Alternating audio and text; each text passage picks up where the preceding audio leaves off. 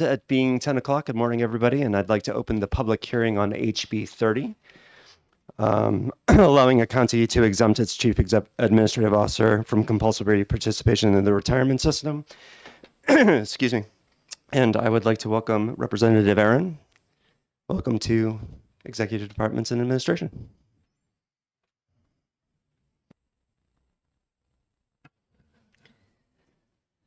Thank you so much, Mr. Chair. Good morning, committee. I'm so happy to be here and see so many new faces on this committee. It's great. So I'm here today to present HB 30. And this bill allows the county commissioners to exempt the county chief administrative officer from compulsory membership in the state retirement system.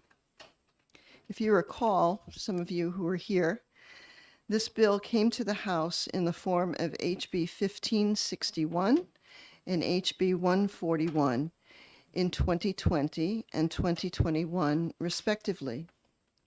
Both times they passed this committee and were subsequently added to the omnibus bills that got tabled during COVID.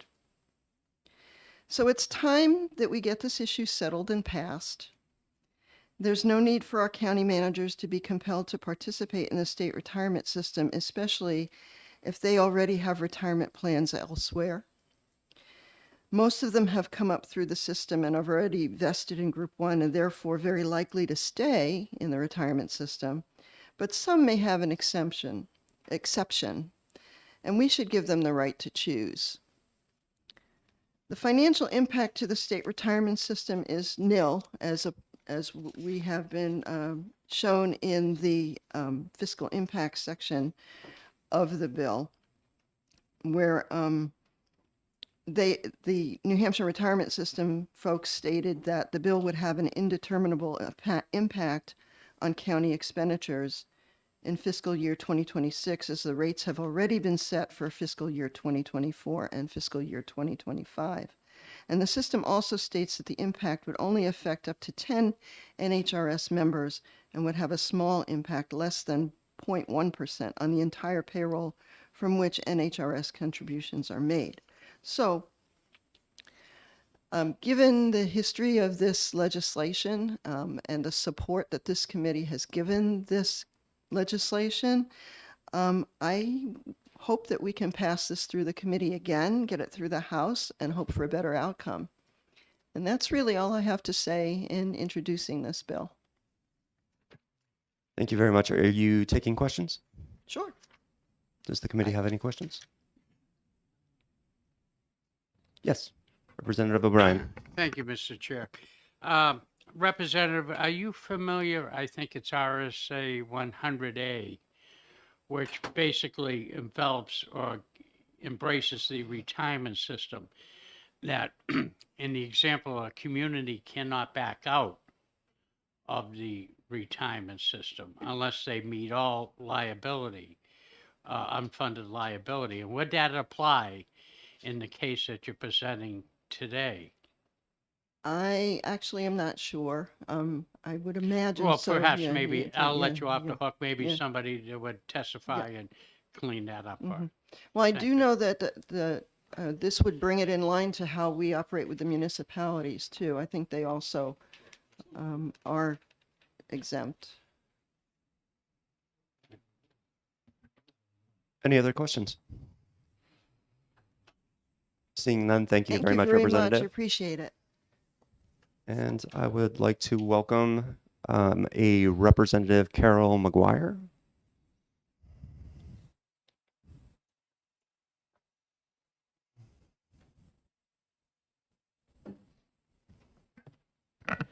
Good morning, Mr. Chair, members of the committee. I'm Carol McGuire, representing Merrimack District 27, which is the towns of Allenstown, Dunbarton, Epsom, and Hooksett. New district. And I'm in support of House Bill 30. One thing that happened recently in Merrimack County is that we found our county corrections director to be interested and qualified in being the chief executive. But since he had spent his career in Group 2, he was not in the least bit interested in contributing to a Group 1 pension for some few years that would, if anything, dilute his benefits. The way the system is set up, if you're in Group 2 for most of your career and you have a small amount of Group 1, it means you get a tiny amount of Social Security, which is then docked, and your pension is less because the factors for between Group 1 and Group 2 are different. So the county was looking for a way to not have this person be in the retirement system.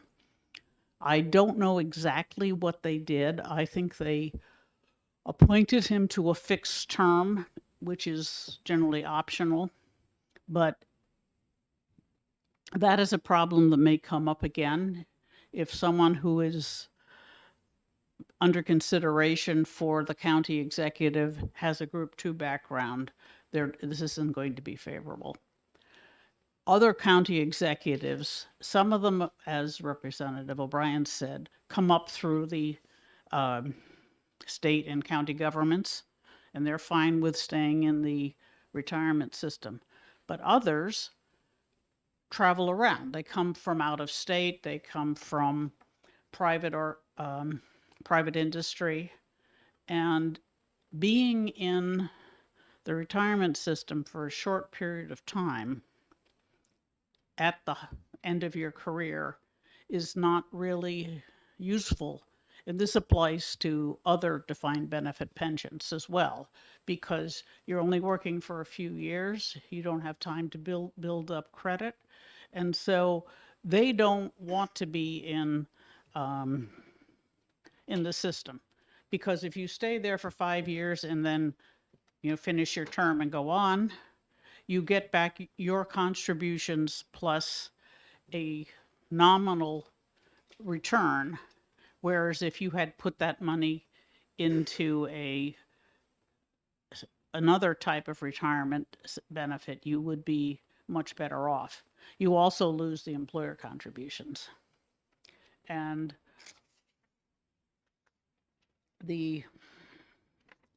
if the committee is concerned about the unfunded liability due on this position, we could add in that they pay the unfunded portion as if it were in the retirement system. But that's a secondary effect. There is only one chief executive per county. There are more city managers and so forth that are allowed to be exempted from the retirement system, and they don't pay into the toward the unfunded liability. So in a matter of equity, I think we should not do that. And I'll be glad to answer any questions I can. Thank you, Representative McGuire. Any questions? Yes, Representative O'Brien. Thank you, Mr. Chair. Representative McGuire, I'm going to pick at your expertise that I deeply respect here on the matter. You're almost as good as me with the pension system. Almost. But what I'm kind of concerned with, part of the safeguards is we have RSA 100A, and I think you're familiar with that.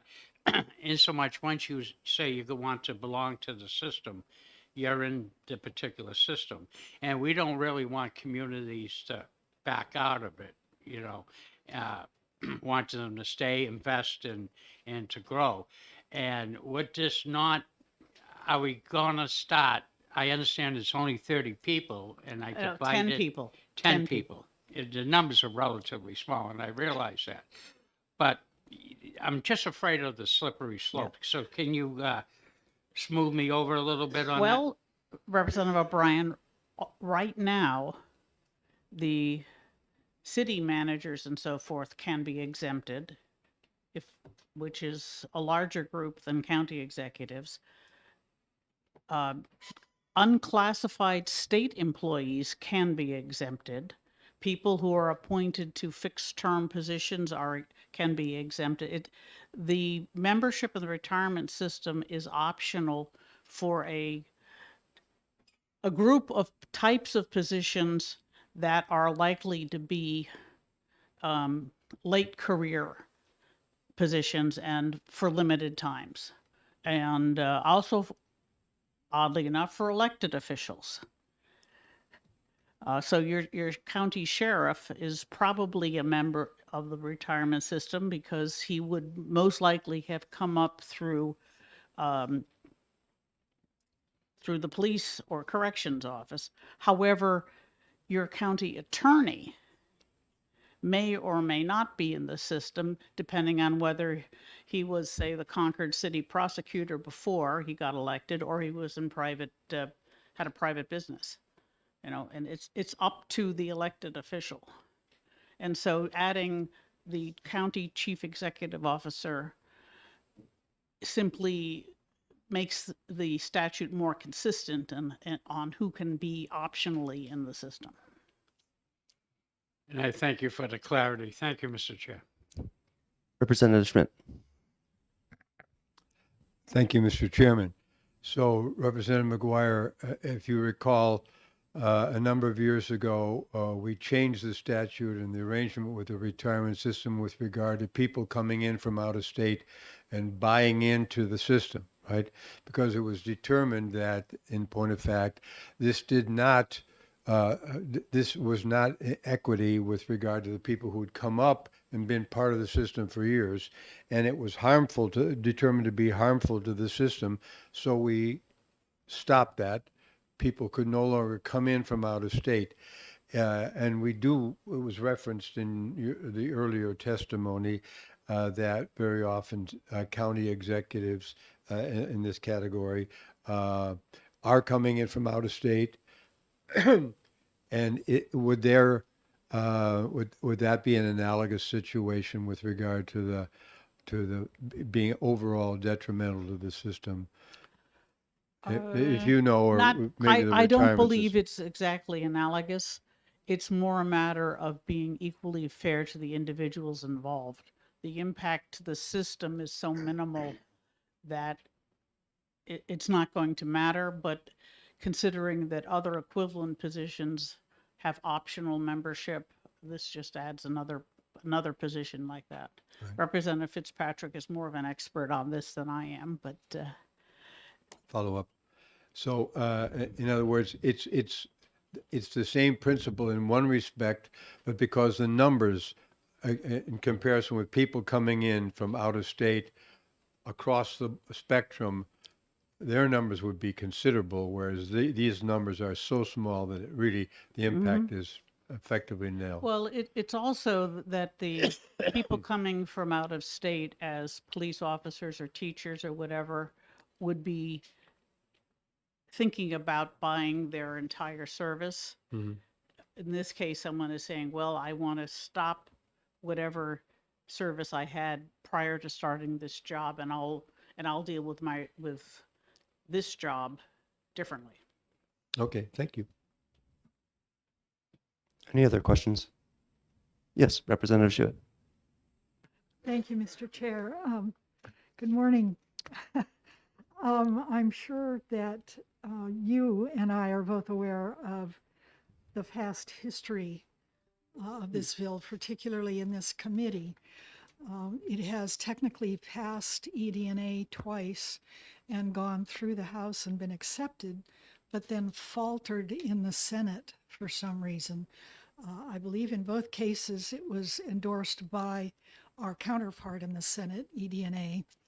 And I was curious if you have an inkling as to why the Senate has turned this down, if we need some sort of fix to it to get through that hurdle. I didn't study the reports, but in both cases, it wasn't voted down, it was tabled. In one case, it was tabled during COVID, during 2020, when a great many worthwhile bills were tabled and died in both the House and the Senate. The other one was tabled with a Senate ED&A recommendation of what to pass. And I don't know how that happened, but I think we should look into it. I will point out the last one, the one that I actually amended to change to this same bill, basically, ought to pass in the Senate, failed 11-12, and then they laid it on the table. So there obviously were some objections. I didn't know if you had insight into what those were. Thank you. I'm afraid I don't know how the Senate works. Neither do I. Representative O'Brien. Thank you. Representative McGuire, if you'd be so kind, personally, I'm against double dipping and different things like that. So if this bill passes, which it has had the history in the past, is that person, once they went to this new system that is proposed, are they retired and then able to collect their state pension at that particular time? They would be in this, if they had worked in the New Hampshire retirement system up until this point, they would be as eligible to retire as, say, an elected official. For example, your county sheriff it's optional. And so he could, in fact, choose to retire, collect his pension, and collect his pay as the county sheriff. And that is a factor in the retirement system that exists for all those people who are exempted. And I believe pretty much all county sheriffs are retired and collecting a paycheck. But that's a broader issue than this one person. Thank you, Representative. Thank you, Mr. Chair. Representative True. Thank you, Mr. Chair, and thank you, Representative, for taking my question. I realize basically the only change is you're adding counties. They are adding counties along with municipalities. And I know it's already in the RSA, but could you explain, starting maybe with line 6, because it's talking about RSA 100 that has been mentioned before. Maybe just explain to me what's going on there, so that if somebody asks me, I could at least fake Okay. it and tell them what's going on. Starting on line 6, talks about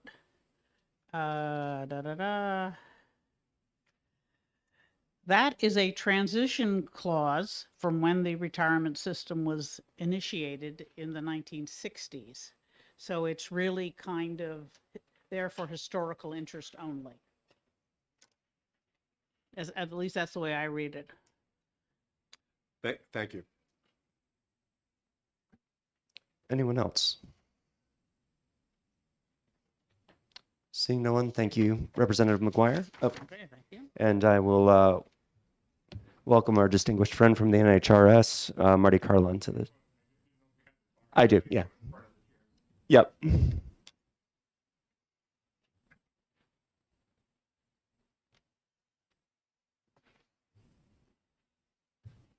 Thank you, Mr. Chair. For the record, Marty Carlin, representing the New Hampshire retirement system. NHRS doesn't have a position on this bill. We see it as a policy question for the legislature as plan sponsor. Essentially, is this change necessary to improve the quality and quantity of candidates for these county administrator positions and keep people in it? So we don't have a position on the bill. I signed up just for informational purposes to give a little history on the current exemption, optional exemption for municipal managers, and some other general information, and then take any questions you may have. The exemption in A22 for municipal chief administrative officers was put into the statute back in the early 70s, which is a bit before my time. So I'm not sure the rationale, but it's been there for many, many years. And this allows, upon hiring, the governing body to choose to exempt that position from NHRS. It's tied for the initial hire. You can't retro, somebody couldn't be in for 5 years and then they could become exempted after that. And that same language carries over with the inclusion of county administrators. As other people have said, there's 10 counties, so these are 10 positions out of over 24,000 contributing member positions and a payroll of around $1.5 billion. So the actuary determined that, it would be an indeterminably small, cost going forward if all of them were exempted. Currently, as again alluded to by a prior speaker, there is another way to exempt these positions currently, which is the county governing body would hire them and appoint them for a fixed term, and during which they could only be removed for cause, not as an at-will employee like most employees are. We believe 3 counties have done that currently with their existing administrators. So that, that's just another way to do this. So be glad to answer any questions any of the members may have about this. And actually, one last thing too, there's a question about line 6 from one of the reps. That's a provision, this overall provision, if an employer opts to join the retirement system en masse for all of its employees, that language about buying time allows members who were working for that community before they joined NHRS up to a year to buy their past experience with that town as NHRS service. So it's nothing to do with what's in front of you today, the change today. Any questions? Yes, Representative Schuett. Thank you. Thank you for taking my question, Mr. Carlin. You talked about, I guess you'd call it a workaround, if a county appoints their administrator for a fixed term. Would they then be allowed to do that for an additional fixed term? Is there any limitation to that? No, there's no limit on fixed term appointments. Many commissioners who've served the state a long time, it's a similar concept to that. Thank you. Yes, Representative O'Brien. Thank you, Mr. Chair, and Mr. Collin. This probably has very little impact on the UAAL, then, not to be of concern. Any impact is of some level of concern, but this is a de minimis impact on the unfunded. Yes. Representative True. Thank you, Mr. Chair, and thank you for taking my question. You had mentioned that some counties are already doing this, the workaround with a fixed term. So if this weren't to pass, there's still the option, there's still a way for counties to offer this to their executives? I'm looking over here and I'm going to start talking, and Attorney Kavanaugh, who's from NHRS and is joining me to testify on the last bill. I think once their fixed term is over and they're rehired, that would be the point at which they could exempt them, or no? Right. Yeah, so Would you like to come up to the microphone? Thank you. So this is the exemption that applies to officials appointed to a fixed term, which is an historical phrase that comes from the old state plan prior to 1967.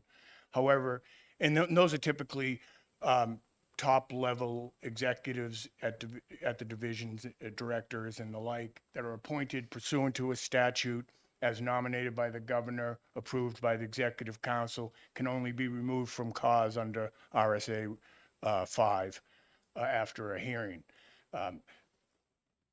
Technically, the law also applies to political subdivisions such as the county. They don't have statutes that apply fixed terms or provide for cause hearings. And so to parallel what the statutes that apply to state positions, we have had a long-standing administrative interpretation that to be appointed for a fixed term, you have to have in your contract a provision that says you can only be removed for cause. And there are 3 counties that have done that with their county administrators, but that can also, for personnel and other reasons, not be desirable. Other counties may say, we'd rather have someone at will and not have to have a for-cause provision. By passing this bill, you would allow them to exempt the people without having that restriction that's currently in place. Representative Schmidt. Thank you, Mr. Chairman. And which three counties are those? I'm going to defer to the county rep. County, Merrimack County, and Sullivan County. You did say Stratford County? Yes. Thank you.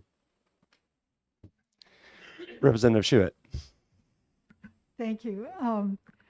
Just for clarification, we have 10 counties in New Hampshire, so we're only talking 10 people.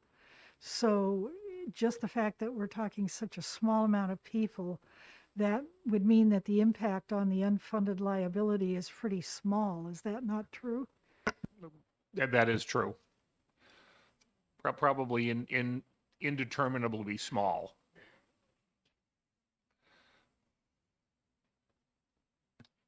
Any other questions? I just have one on that same vein. Excuse me. It affects 10 people, but 3 of them are effectively not in the retirement system at the present moment already. So really, in our present state, it's 7 people that this would impact, at least in the immediacy. Or to say that the 7 positions for when they hire new county administrators in those counties, they wouldn't all be converted under this law because it does at point of hire. So, right, Right. that could be years from now if they're happy with the folks they have. All right. Thank you, gentlemen, very much. Appreciate it. Was anybody else interested in testifying on HB 30? If not, I will close the hearing on HB 30. Without objection, we'll move into executive session on this bill.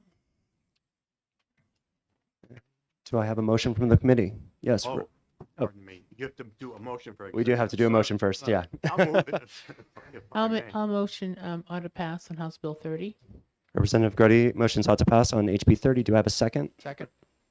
Representative Ryan seconds. Representative Grody, would you like to speak to your motion? Thank you.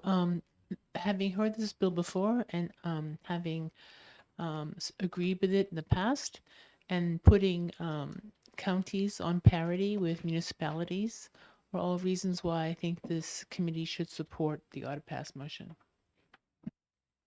Thank you. Representative O'Brien, would you like to speak to your second? Yes, thank you, Mr. Chair. As you have witnessed, I asked some questions. I had them all very well answered. And my concerns with the UAAL seems to be extremely minimal. So therefore, I don't see this as a major impact and pretty much keeps the system as we know it in operating. So I am going to offer my support with this. Thank you. Anyone else? Representative Fitzpatrick and then Representative True. Is it appropriate to just explain why I support something? What was not mentioned, and something which I believe is in the public interest, is that this will expand the amount of applicants that the county commissioners will have to choose from.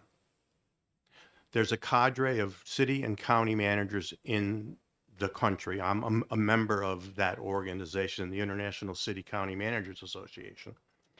And about half of us stay in the states that we start in, and we're always in the retirement system. But there's another half out there that moves from state to state, kind of like, nomads. Or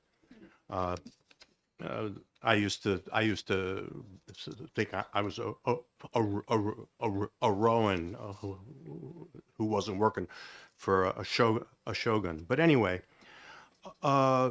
this will allow people who are myself, I chose to go from state to state and to be in what's known as the ICMA Retirement Corporation, which is a 401A program. And I wouldn't have even applied to the city of Rochester if cities weren't allowed to do this, because I was like 60 and I didn't have time to even start a brand new retirement system. So what the bottom line public benefit is that it will increase the pool of candidates for your county when they're choosing a chief executive officer. That's it. And that a larger pool may or may not allow to have a better candidate. Who knows? But, you know. Thank you for this opportunity. Thank you. Representative True. Yes, a question of the chair. Is this retroactive or is this only? No, Sorry, I'm, No, it's not. thank you. Yes, Representative Schuett. Thank you, Mr. Chair. I would just sort of echo what Representative Fitzpatrick was saying. As you've all heard, Merrimack County is one of the counties that is currently using this workaround. And it's because our commissioners definitely felt that the head of our corrections at the time was very familiar with the county and its operations and an ideal candidate, but he was hesitant to accept the appointment because of jeopardizing his Group 2 pension. So it kind of, you have to measure, you know, what's best for your county. And that he obviously ended up, since the previous bill did fail, he ended up approaching them to find another way, and they came up with the workaround. So it does, in effect, limit the ability to hire someone that you feel is ideal for the position in some cases. Thank you. Anyone else? Oh, Representative Schmidt. Thank you, Mr. Chairman. Well, both Representative Schuett and Representative Fitzpatrick remarks lead me to point out that it might not be just a question of expanding the pool, but you might have in your own county a specific individual candidate available who's outstanding, that you want that person, and this could be the key to that person being interested in taking the job. So it's not just a bigger pool, but it could be for a specific individual that you specifically want. So this is a kind of a no-lose situation, in my opinion. Thank you. Thank you. Anyone else? Seeing no one, I will ask the clerk to call the roll. Motion for House Bill 30 is ought to pass. I am taking vote roll. Representative Simon. Yes. Representative Likas. Yes. Representative Bailey. Yes. Representative Santo-Anastasio. Yes. Representative True. Yes. Representative Aber. Yes. Representative Gerhard. Yes. The clerk votes yes. Representative Groda. Yes. Representative Schmidt. Yes. Representative Goley. Yes. Representative Schuett. Yes. Representative O'Brien. Yes. Representative Wilhelm. Yes. Representative Davis. Yes. Representative Fitzpatrick. Yes. Representative Gould. Yes. And you, oh, I'm sorry. I didn't know you were voting. Madam Chair.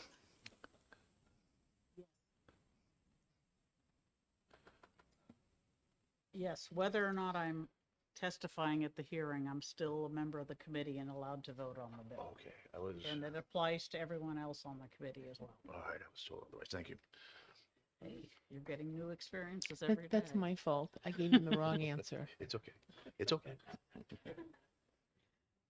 And with the vote. Consent. I move the consent that would be put on the consent calendar. Okay, the vote being 18-0, the motion passes. Is there any objection to consent?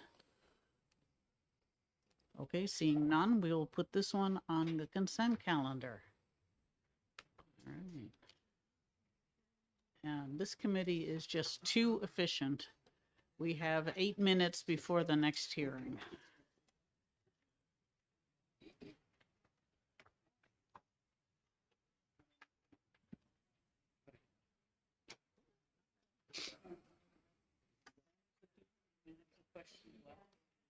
See, I thought I did a good job remembering.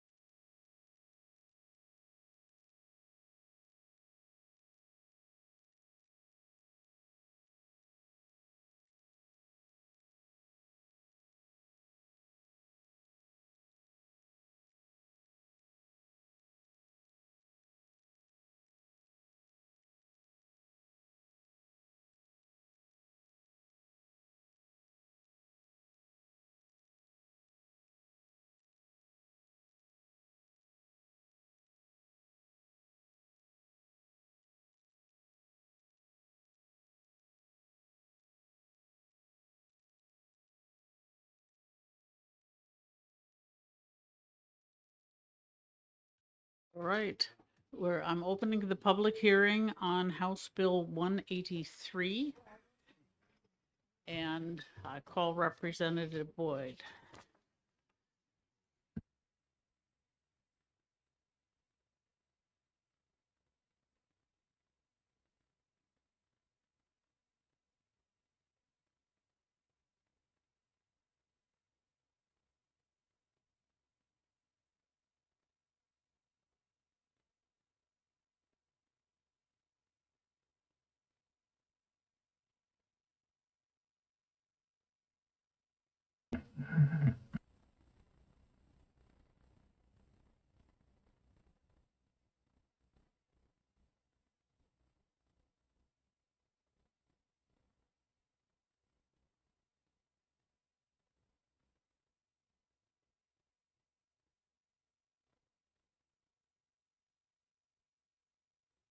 Thank you. I apologize. Ooh.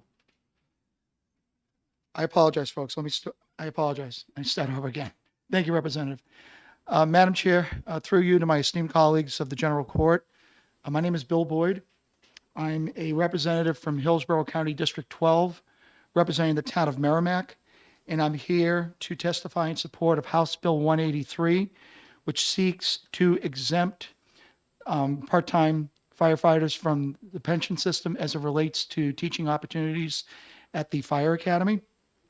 In 2022, there was an ad hoc committee involving fire and EMS recruitment and retention that did a comprehensive 23-page report talking about the state of affairs as it relates to fire and EMS recruitment. There were 21 state-level recommendations, 16 local recommendations, and 3 general recommendations that they made in that report. 2 of the recommendations that caught the prime sponsor's attention, Representative Wolf, was recommendation number 9, which would be increasing the number of available training opportunities throughout the state, thereby increasing the number of trained individuals and reducing travel time for students. And then recommendation 21, which amplifies the bill in question today, support legislation that would allow the New Hampshire retirement system retirees to work as on-call firefighters and emergency medical service providers in emergency situations without those hours counting towards the annual hour limitation for part-time employees.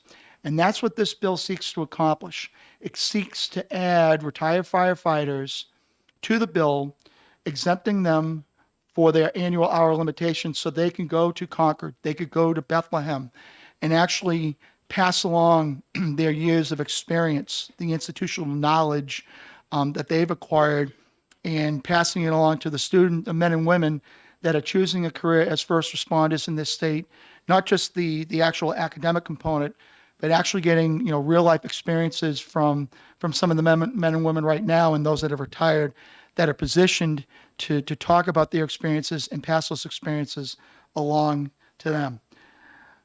Right now in New Hampshire, recruitment and retention is a widespread problem, especially in some of our rural communities where they rely heavily on volunteer on-call responders. It's been very difficult to get those types of individuals to step up in their local community to assist at that particular level. The only way that you can increase potentially the level of first responders in our state is to increase the number of people that are working at the academy. So that's really the basic crust of the bill. The one thing that I have handed around for the committee's consideration is including the Department of Police standards and training. Something that when Representative Wolf had put his bill together, I had suggested that maybe we need to include the police standards division as well as a part of the conversation. Again, with our men in blue having a lot of experience of working on the streets, not just with crime fighting, but also the community policing piece, which our state takes a lot of pride in doing. Again, it's that kind of acquired knowledge that they can pass on to future men and women seeking a career in law enforcement. Again, not the academic piece, but also learning from men and women that have actually been on the streets, working with people and fighting crime. So that's the extent of my presentation. Thank you very much, Madam Chair, and to the esteemed colleagues for listening to me, and I certainly would avail myself to questions. Thank you very much, Representative. Representative O'Brien has a question. Thank you, Madam Chair. Representative, thank you for taking my question. Representative Boyd, are you familiar with actually how many hours that a retired employee can work? From my 25. how I many? apologize, 25 hours. 25 hours? Okay. Could that not be handled with an adjustable block as far as the scheduling for some of the training instead of changing a state law? So the short answer to your question is probably yes. I don't know the larger answer to the question, Representative O'Brien, because unlike you, I did not put on the uniform and I know you did. So obviously your institutional knowledge probably comes into play as it relates to this, and I think your perspective could be valuable in that regard. I would love an adjunct position, but I think I forgot half a lot of the stuff I learned. So thank you. It's a fair question. I don't have an appropriate answer, Representative. Thank you. Thank you. Representative Goley, and are you gentlemen? Okay, thank you. Thank you, Madam Chair, and thank you for taking my question. I guess, I'm not sure if you're the right person to answer or someone from the academy, but if there is a staffing issue, is it only in part-time employment, or should we be, if there's truly a staffing issue in getting these programs implemented, should we be looking more at hiring full-time employees instead of filling voids with part-time? That's certainly a fair comment, Representative. Not knowing the actual day-to-day operations of both and I'm going to use this colloquially, the police academy and the fire academy, not knowing what their day-to-day roles are. I think the concern that you raise is certainly a valid one if it is indeed true. I can't speak to it because I honestly don't know. Follow up. We do have someone from the police and the fire signed up to speak, and I agree they would probably be the best person to answer that kind of question. And I just am asking because my concerns are, as we talk about retirees filling voids in part-time positions, wouldn't you agree we could open up a can of worms here, because we've gone from just the fire academy now to the police academy, and what's going to be the next group coming in here looking to fill that void and get an exemption for the number of hours worked for the retirement system? Again, it's a fair concern. I wouldn't dismiss it. Right. Any other questions for the representative? All right, seeing none, thank you very much. To the committee and you, Madam Chair, thank you very much. Okay. And I'd like to call Mr. Jeffrey Phillips, who I believe is with the Fire Academy.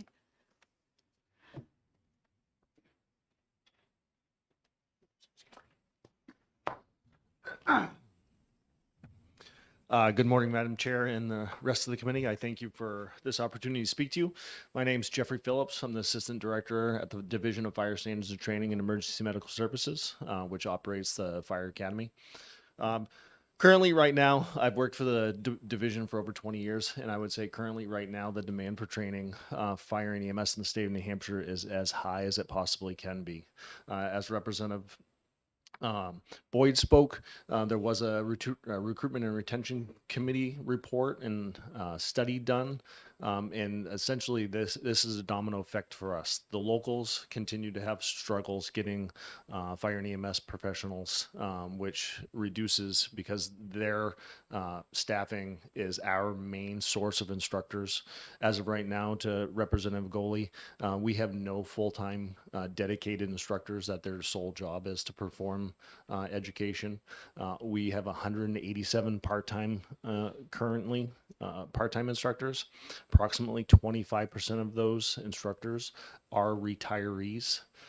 We rely heavily on these individuals.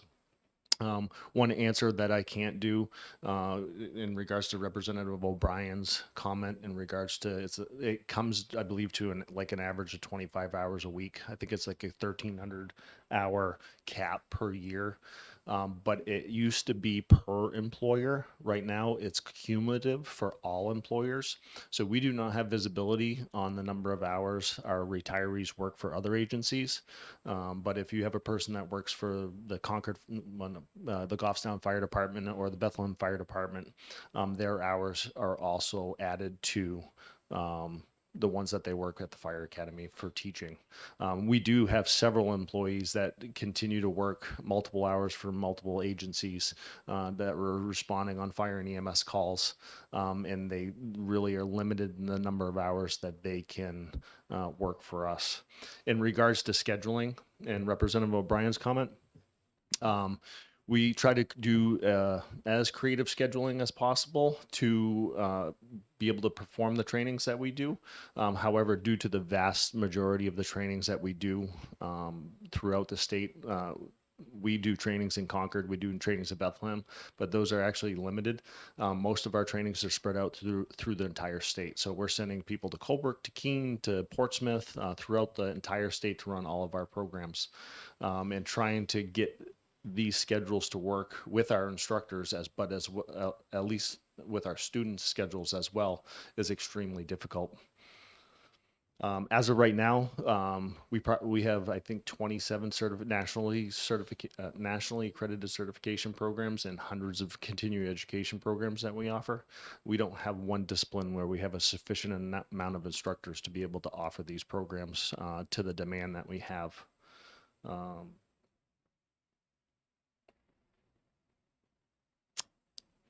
While we don't exactly know the impact of this, we know for sure there would be retirees that would be able to teach additional hours for us. And at this point right now, we're just continuously looking for high quality candidates. Retirees, they have 15 to 20 years of extremely valuable experience for us to be able to tap into and to teach these new men and women coming into fire and EMS. And it would be a great resource for us to continue to use. Can answer any questions. Thank you. Are there other questions? Representative Gould. Thank you, Madam Chair. My cousin Vicki Blanchard, I spoke to her the other night from the state. You probably know her. I know her very well. And she and Chris were getting ready to go to Orlando. Chris is doing a conference, but she assured me that exactly what you said, that the need for the retirees, the need for the flexibility is very important at the academy, and that she felt this would help a great deal. So. Yep, and we would agree. I think it definitely would help us. I mean, we at the fire academy, and I won't speak for Director Skippa at the police academy, but to be able to educate people in fire and EMS, the experience is the key. So we're looking for those men and women that have the experience to be able to bring to us, so they can teach. And this is just one. This is not a solve for our recruitment and retention issues at the academy and stuff like that, but it would be a potential help. Thank you. Other questions? Yes, Representative Goley. Thank you, Madam Chair. Thank you for taking the question. You stated that most of the instructors, or if not all, are part-time. I guess my question goes to, have you or even approached the ability of going to some full-time staff for outreach and for instructing? So currently we have had those conversations internally through the budget process. At this time, it has been more of a, I guess, a financial decision that we have not gone in that direction. This current state of the Fire and EMS Fund is not performing to the point where it can support full-time instructors. Because that appears that is an avenue to go, to get some full-time instructors on there and get them into the positions, to be have some continuity in the programs if you have some on-staff instructors that are there all the time. Nope, and I would agree with the representative's comments. Okay, Representative O'Brien. Thank you. Chief, you mentioned the cumulative effect in this, and I don't really understand it because I never been in that type of situation to become familiar. But would that not be the fix if that were to be eliminated? Are you prepared to answer, or do you want to refer it to a future witness that may bring more better testimony on that? Because if it goes with the cumulative effect, I can see where it compresses to 25 hours. You eliminate that, that might eliminate your problem. That would be my understanding. So I'm not sure when the legislation changed. At one point, it used to be on a per employer basis, and then at one point over I believe the last 10, 15 years, it had changed to a cumulative. So all employers were that had to be under the 1,300 hours. If that cumulative was not the case, I would say it would be accomplishing relatively the same thing that this bill would do, because the hours taught for the Fire Academy would be limited at 25. The Affordable Care Act limits us to 29 and a half. So, I mean, from our perspective, I believe that would meet the same objective. Okay. Representative Abear? Thank you, Madam Chair. My question, being from a firefighter family, is the Fire Academy. Can you give us some metrics with regard to, are these firefighters that are coming on to the force that attend the Fire Academy? Is it renewal training? Is it annual? Is it, how many go through there? Can you give us some metrics? Yep. So in the state of New Hampshire, there's two kind of tracks. There's a career firefighter, which has certification requirements within the first year of their employment. They have to go through the initial firefighter 1, which is about just under 200 hours, and firefighter 2, which is about 70 hours.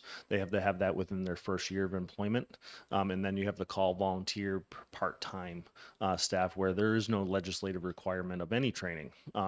However, best practices throughout the entire state, most fire chiefs want to ensure that these folks have the knowledge and training to be able to go into a burning building or deal with motor vehicle accidents, propane emergencies, hazmat incidents. So they really, before they put them into those situations, they require them to go through training. So it's really a little bit of both. We do have some people that come out of the city of Manchester that's not on a fire department, that have no connection to the fire service and go through the training with no experience.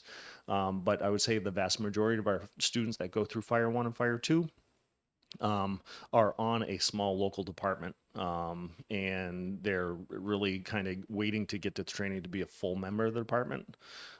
For those numbers, we do about 200 to 250 Fire 1 and Fire 2 students, but that's just one program that we offer. We have, like I said, we have multiple other certification programs that we offer. Does that answer your question? Yep. Other questions? Oh, yes, Representative Schmidt, thank you. You're speaking yourself. Thank you, Madam Chair. So did I understand you correctly that there is no state statutory requirement for, you said call firefighters, that's the same as volunteer? You are correct. Is it? Yeah. Local control. Is that responsible on the state's part to let somebody go into a situation with no training? There's no state mandate. I will say best practice, if you talk to probably any fire chief in the state of New Hampshire, is those individuals that have not had the training are limited in regards to what they can do. Most of them are support roles that, they could pick up a ladder, move a ladder, but they would probably not be put in a hazardous environment on a kind of a global level. Thank you. Okay. Anyone else? Yeah. I had a question. If you're hiring part-time people, isn't the main difference in budget the fact that you don't have to contribute to the retirement system for those people? The two main differences would be the retirement system contribution and the health insurance contribution. Thank you very much. Yep. All right. Anyone else? Thank you very much. Thank you. John Skipper?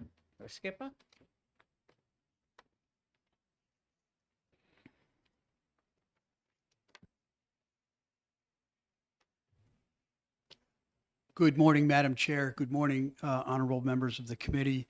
My name is John Skippa. I'm the Director of New Hampshire Police Standards and Training, and I appreciate your time today to allow me to speak.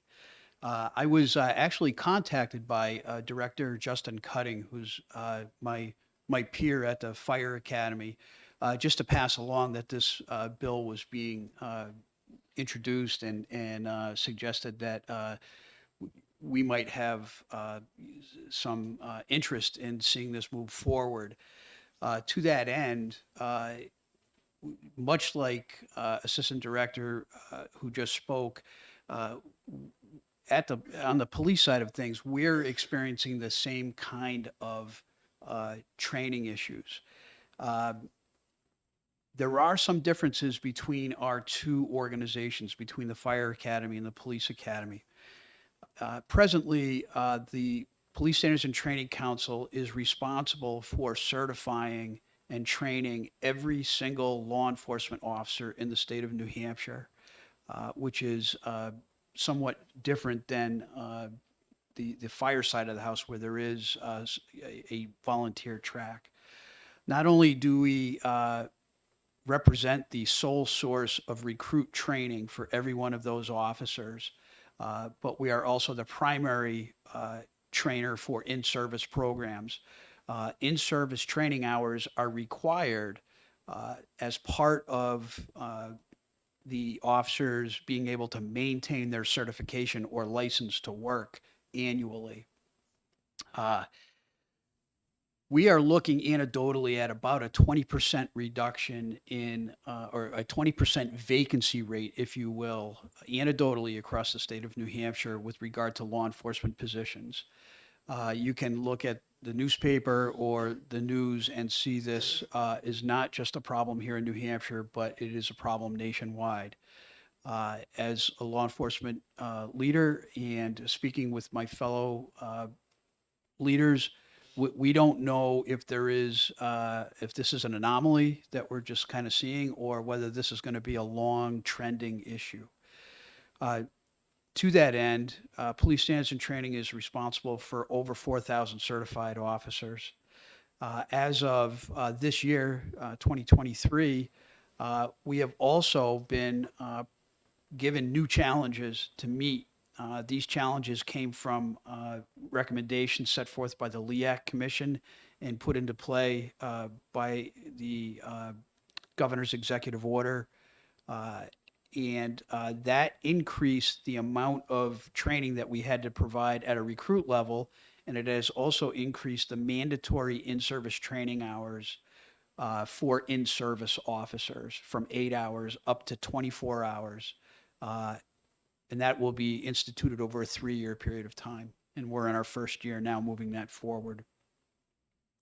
On top of that, New Hampshire Police Standards and Training now has the Conduct Review Committee that is responsible for reviewing and investigating any allegation of police misconduct, which is a brand new challenge that Police Standards and Training is taking on. With that particular responsibility, it is imperative that we're able to retain some folks that have a tremendous amount of experience in New Hampshire law enforcement, that have held rank, that have been in the business for a long time, have level heads, and can understand the nuances of investigating police officers. We can't find that kind of talent in a full-time capacity unless we try to hire people who are coming from other states. And it would be really nice to be able to retain New Hampshire police executives to take on not only the conduct review role, but really pass along their knowledge that they have acquired over their career. And for all of those reasons, we would really ask that if this bill were to go forward for further consideration, that full-time police officers working hours at the police academy would be included or amended to this bill. Anecdotally, we have 12 full-time trainers and we have 3 part-time trainers to handle the responsibilities that our agency oversees. I thank you for your time, and I stand ready for any questions. Thank you. Are there questions? Representative Schmidt. Thank you, Madam Chair. Thank you for being here, sir. Could you spell your last name? I didn't quite catch it. Oh, absolutely. It is SCIPPA. Oh. No ER. Much like right. we all want to put it on there. Right. Thank you. Other questions? Representative O'Brien. Thank you, Madam Chair. If you'll indulge me just to, so I'm writing my notes. You stated how many full-time and how many part-time? I just would like those numbers reviewed again. The training specialist? Yes. Yes. So we presently have 12 full-time training specialists, and we have 3 part-time training specialists. Follow up. Comparatively, I don't want a cat and dog issue, with the police and fire. Understood. I've lived it for 35 years. But the thing is, is it equal to the fire academy, or do you have more full-time capabilities? So it's it's a wonderful question, sir, and I absolutely share your position on this. Justin Cutting, my compatriot over at the Fire Academy, and we enjoy a tremendous relationship, and we do work very well together. And it's really an apple and an orange, because the Fire Academy and EMS Academy, they really, as the assistant director spoke to, there's 2 different tracks for the fire service, and I'm going to speak out of school here. I know the assistant director could speak more clearly in this, but there's much more in the way of volunteer firefighters and EMS providers than there's no such thing as a volunteer police officer. They have to have a certification to do that. We certainly, I think that from our perspective, and it's important, one of the recommendations that came forward and that we're introducing is to introduce a whole lot more scenario-based training.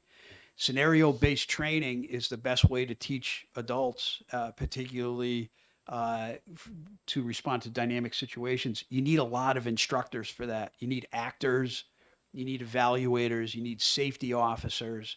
To oversee it, make sure that we don't introduce a live weapon or have an injury. These are very dynamic situations sometimes.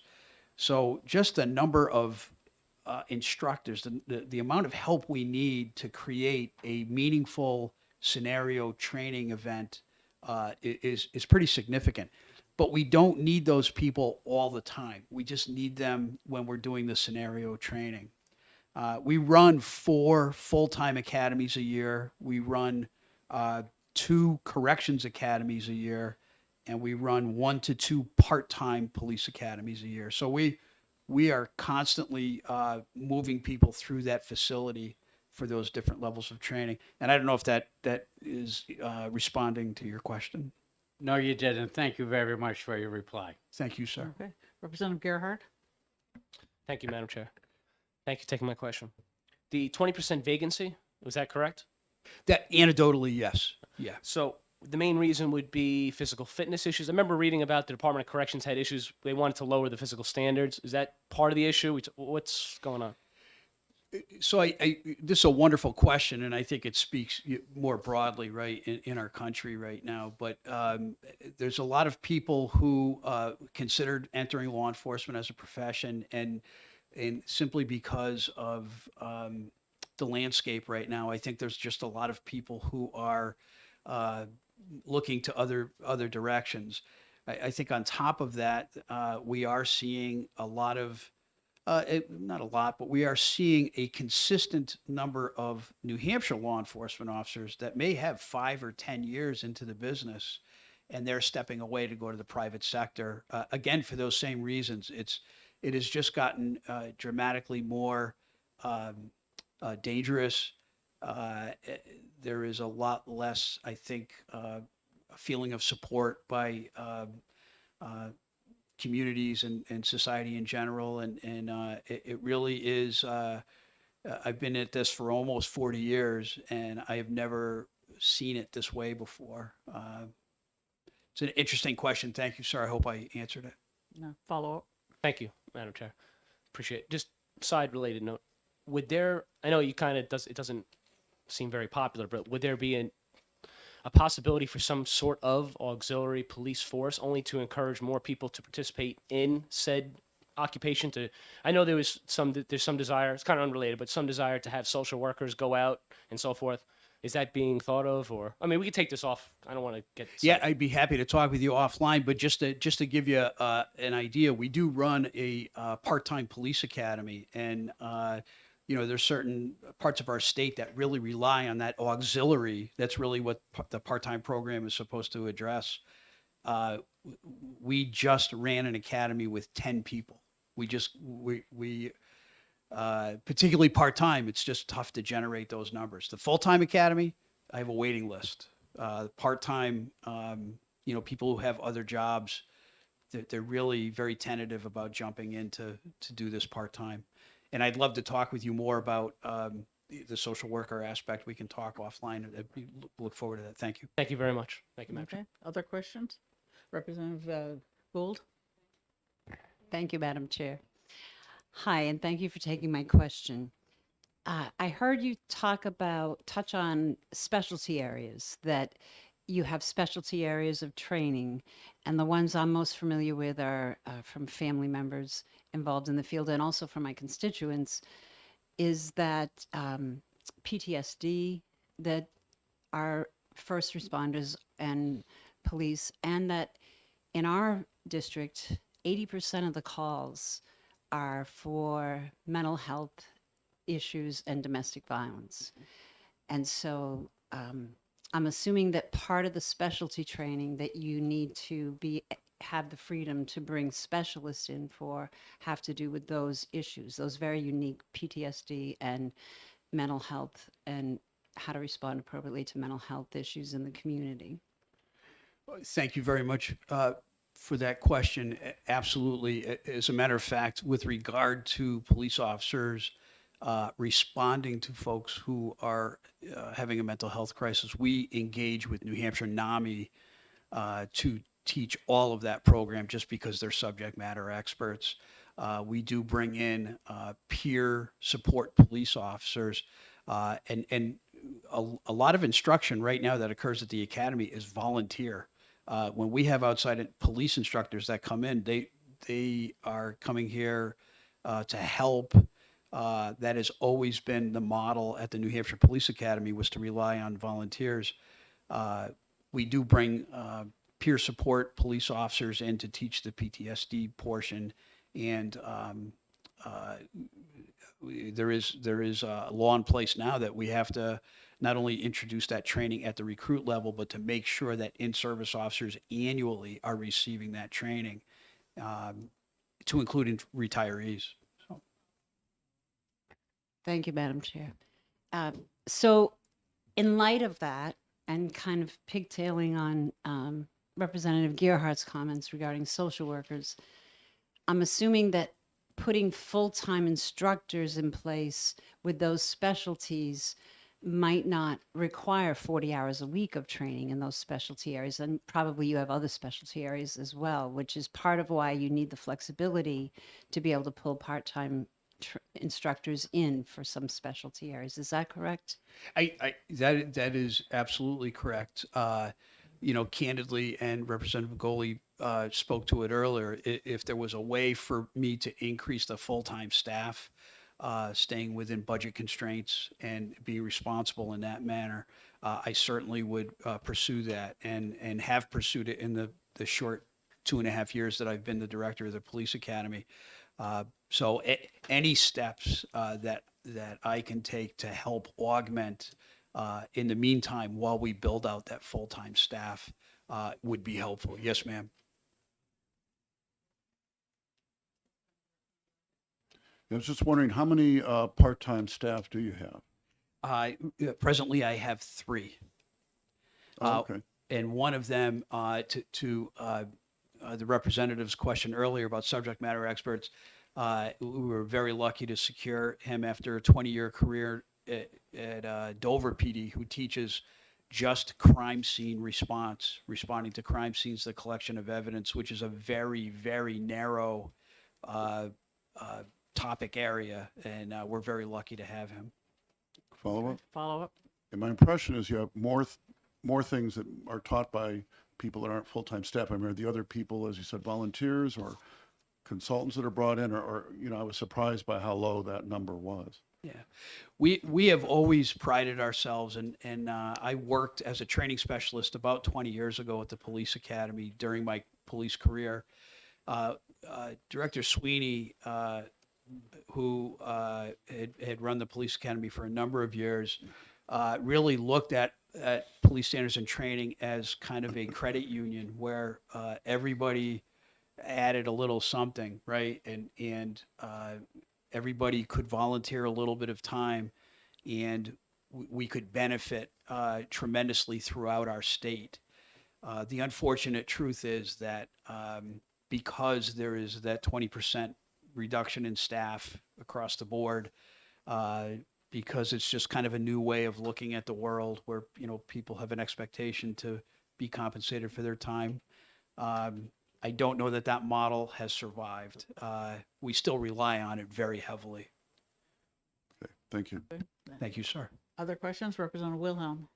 Thank you, Madam Chair. Thanks for taking my question. You mentioned the Lee Act Commission recommendations and how that's increased training time from 8 hours to 24 hours, and also said it was a 3-year investment of time. Is it 24 hours over the course of the 3 years, or is it 24 hours per year? So, thank you for this question. Presently, check that. Last year, every certified officer had to complete 8 hours of in-service training within that calendar year to maintain their certification. This year, that number has gone up a little bit to 10, and then it will go to 18 the year after that, and then 24. So they'll have to complete 24 hours of training within that calendar year. And that really kind of brings us up to about a national average as compared to other states. Follow up? And so once it hits 24, it will continue to be 24 year over year. Is that correct? Based on existing language in the law and administrative rule, yes. Great. Thanks for your question. Thank you. All right. I have a comment. I certainly hope that since the LEAC Commission imposed significant extra responsibilities on your organization, more training hours, the conduct review committees and things like that, that you've pointed that out to the governor in your budget requests? Yes, you have. Okay, good. Yes, madam. It's because seriously, if you're being asked to do more work with the same staff, it's not really fair for the staff. So, depending. All right. Any other questions? No. Thank you very much. Madam Chair, members, thank you very much for your time. Okay. Marty Carlin has a few words.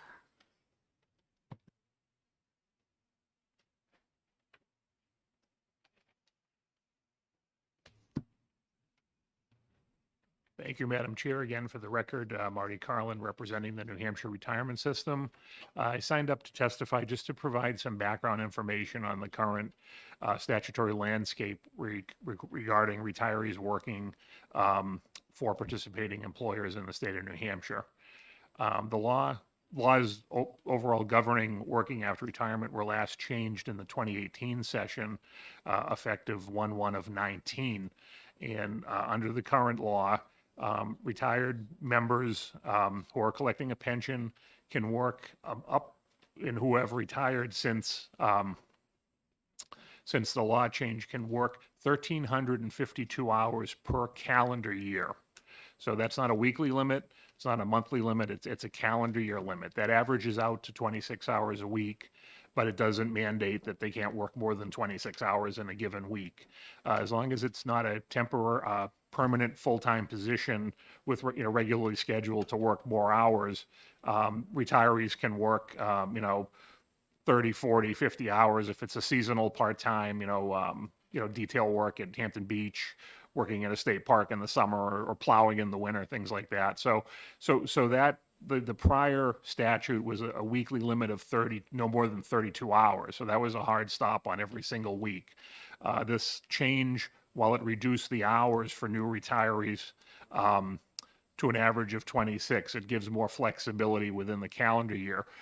Employers report hours worked by retirees to the New Hampshire retirement system at the beginning of the next calendar year. So we're actually accepting reports from participating employers now through February 15th.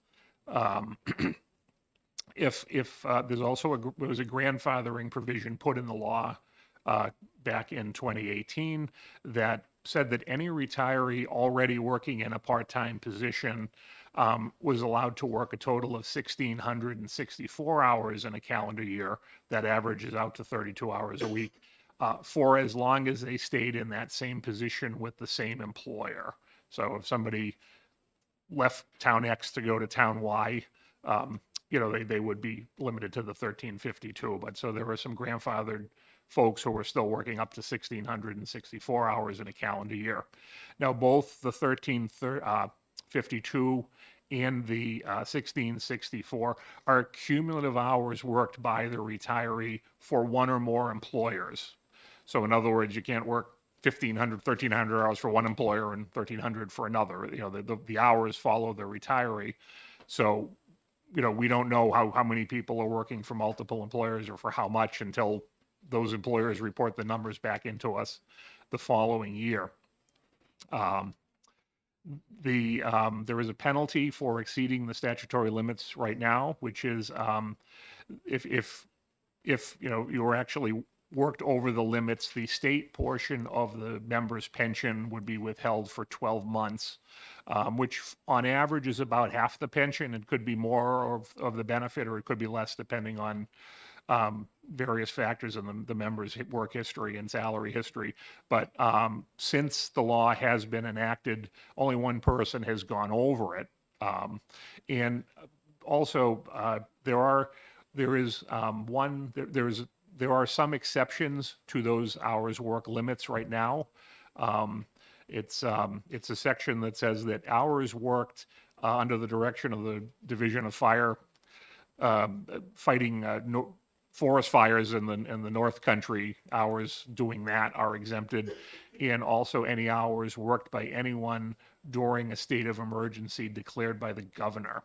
Now, until COVID, my friends at the Department of Safety told me that there were only 12 declared emergencies by the governor statewide since the 1950s. However, essentially, New Hampshire was in a state of emergency for 14 months. So pretty much anybody who was a retiree who worked in either calendar year 20 or 21 wasn't going to exceed those hours because none of them counted.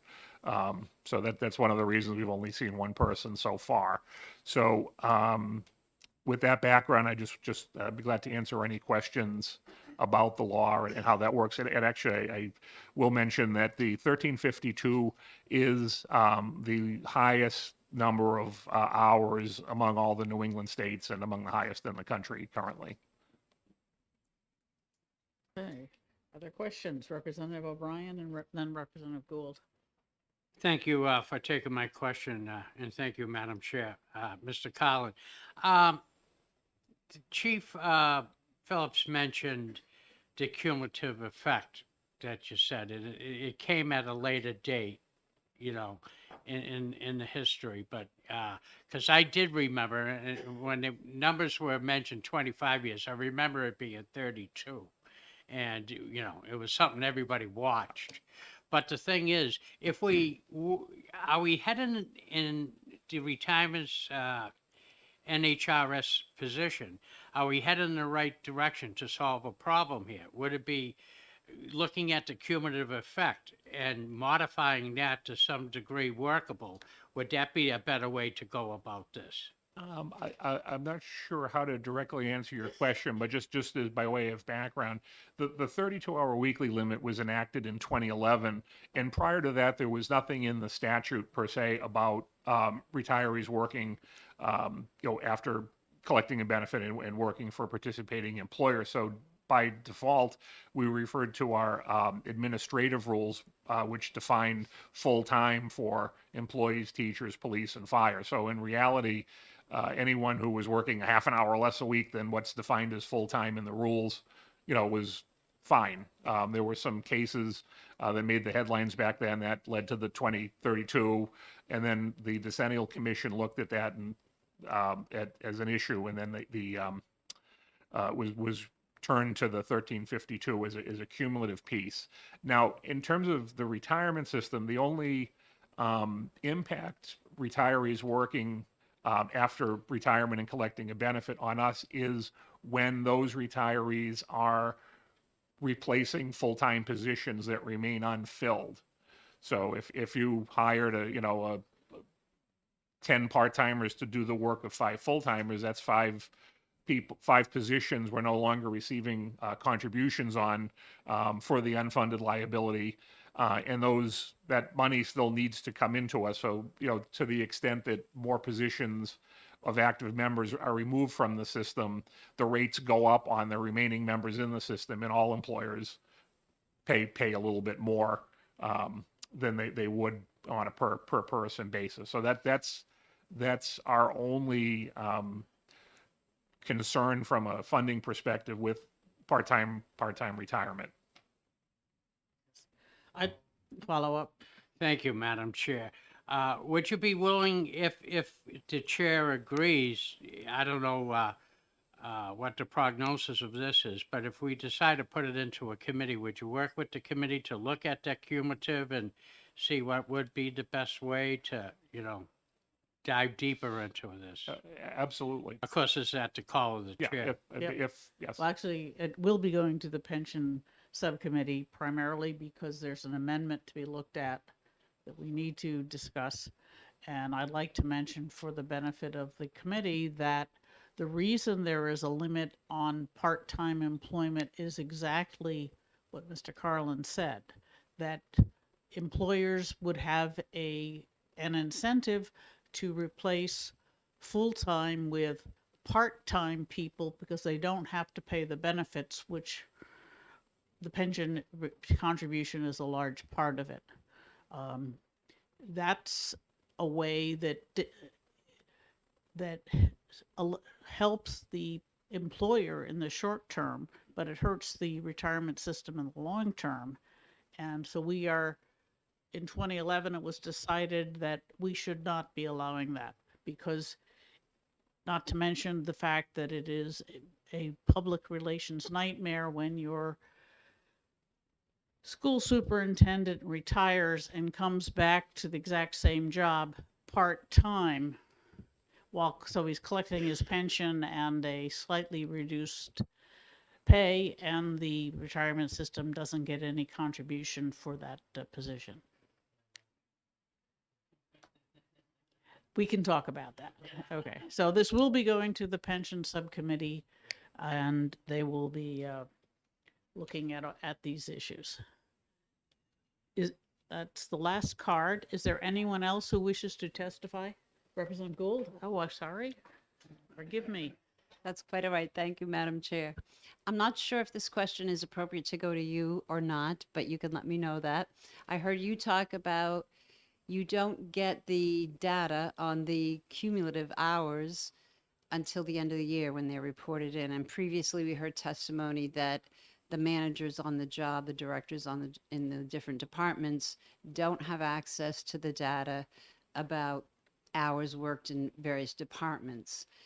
As someone who's managed these kind of programs, that seems like a huge issue to me. Representative Gould? Yes. The problem is not that they're working for another department in the state. They're working for a small town police or fire department that doesn't look at this data more frequently than once a year. And that was my question. Yeah. Is there a way, and this is going to study committee, so nobody has to tell me an answer here, but I just hope that whole issue of lack of data will be part of the consideration moving forward. Okay, they Thank will you. take a look at that. Thank you. Thank you. Hopefully the person involved is keeping track, but that's the only person who can if they are, say, working at the Warren and Webster fire departments. You know, something like that.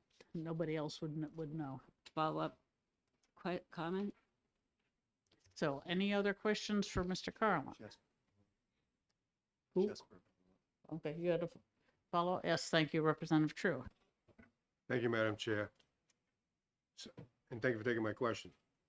So the hours worked of a retired fireman are only the hours worked for a fire department? It depends. I mean, we actually probably fire retirees have the smallest amount of ability to work for a fire department part-time. Typically, those are, full-time or volunteer positions. But we a retired firefighter could work as a substitute teacher, or, people can move around within different, if the different positions were for political subdivisions. It's not all straight, firefighters are only, retired fighters only work, in the fire service. There's wiggle room. Thank you. To any participating employer, which means every town and school district in the state. So, anyone else? All right, thank you. Thank you. Yes, Representative Schuler. Just for information purposes, a retiree could work at the local grocery store as many hours as he wants because they don't contribute to the retirement system. Right. Okay, absolutely true. Anyone else? All right, thank you. Is there any other member of the public who would like to speak on House Bill 183? All right, seeing none, I will close the public hearing, open the hearing on House Bill 193, and call Representative Lekes.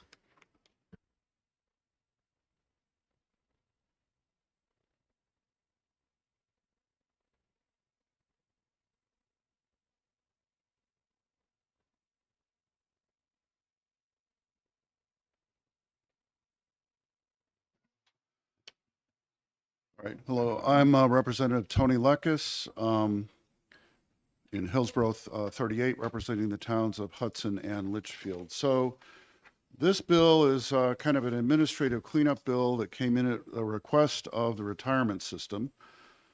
It's got 8 pieces in here rather than abusing the committee with 8 separate bills. So if the chair is okay with it, what I'm going to do is give a brief overview of each section and deal with any questions there. And if we have Marty Carlin from the retirement system and Matt Kavanaugh, an attorney from the retirement system, who should be able to answer questions I can't.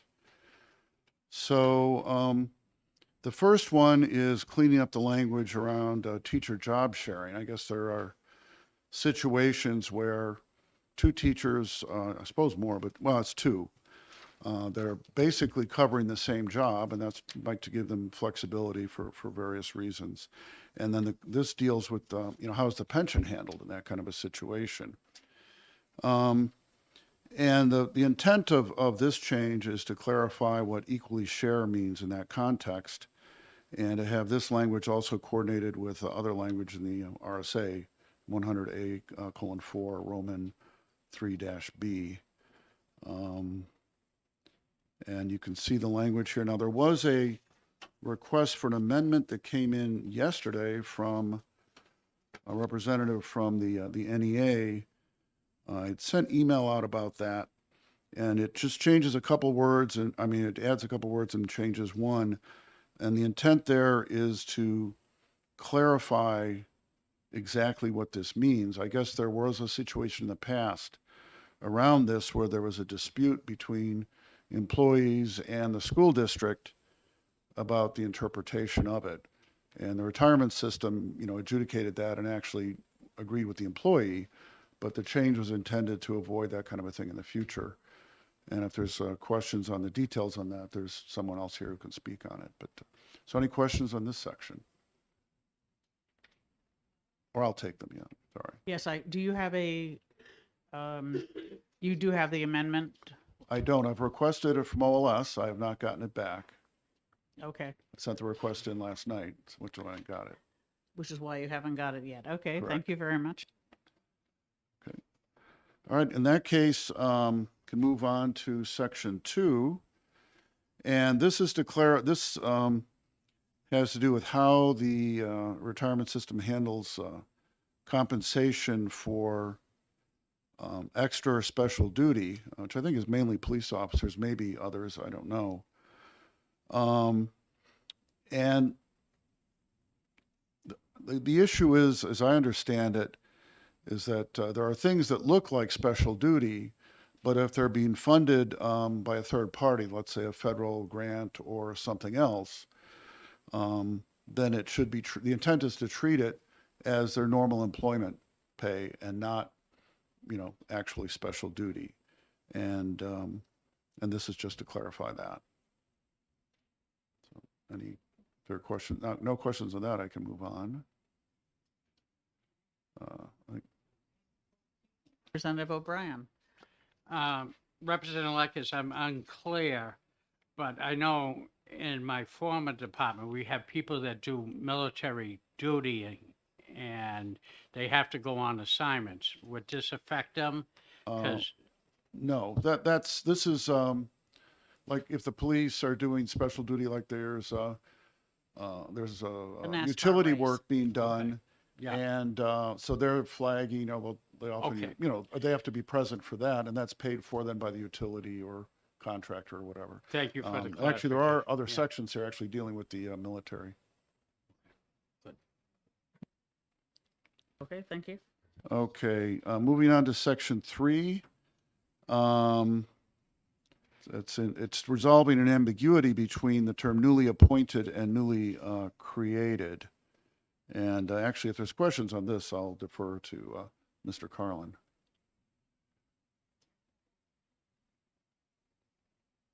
Okay. All right, on to section 4. This was dealt with in 2 parts of the statute, in 100A3 Roman 4B and 4A, address basically the same thing. And in one case, this is for withdrawn service purchase, which I need to review what that is. One of them, it had a time frame of a year, the other one 6 months. And so the statute made it impossible for the retirement system to follow the law since it was internally inconsistent, and this would clean that up. I should actually, I don't know if you have anything else you could say about the details on what this. Yeah, this is, if someone who has previously withdrawn contributions from the retirement system for any reason, they were terminated and they took their money out or they chose to stop working, and then they're working for another employer and they want to buy that time back, it puts a 6-month minimum purchase on that. That's 6 months is in another statute, and that's how we've treated it administratively. But this section that would be changed refers to 1 month. So we wanted to bring those in sync, and that would track with current practice.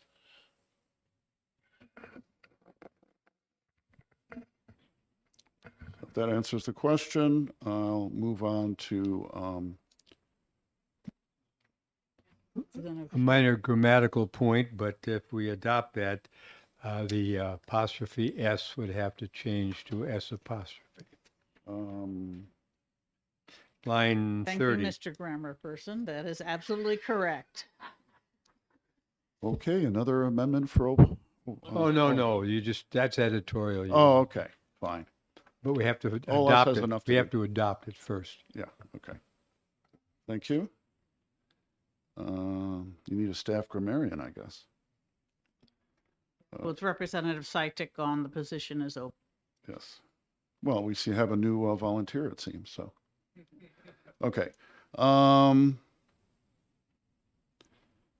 see.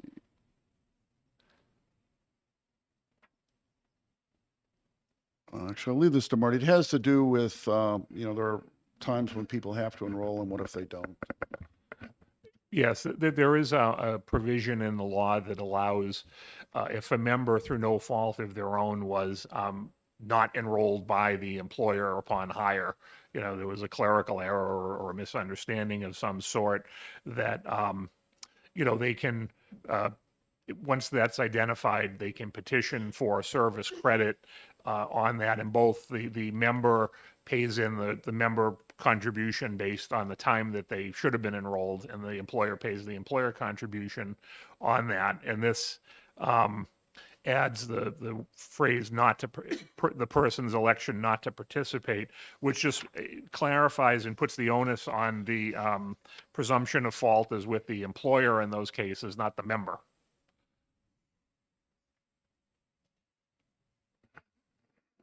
Okay, if there's no questions, I'll go on to part 6.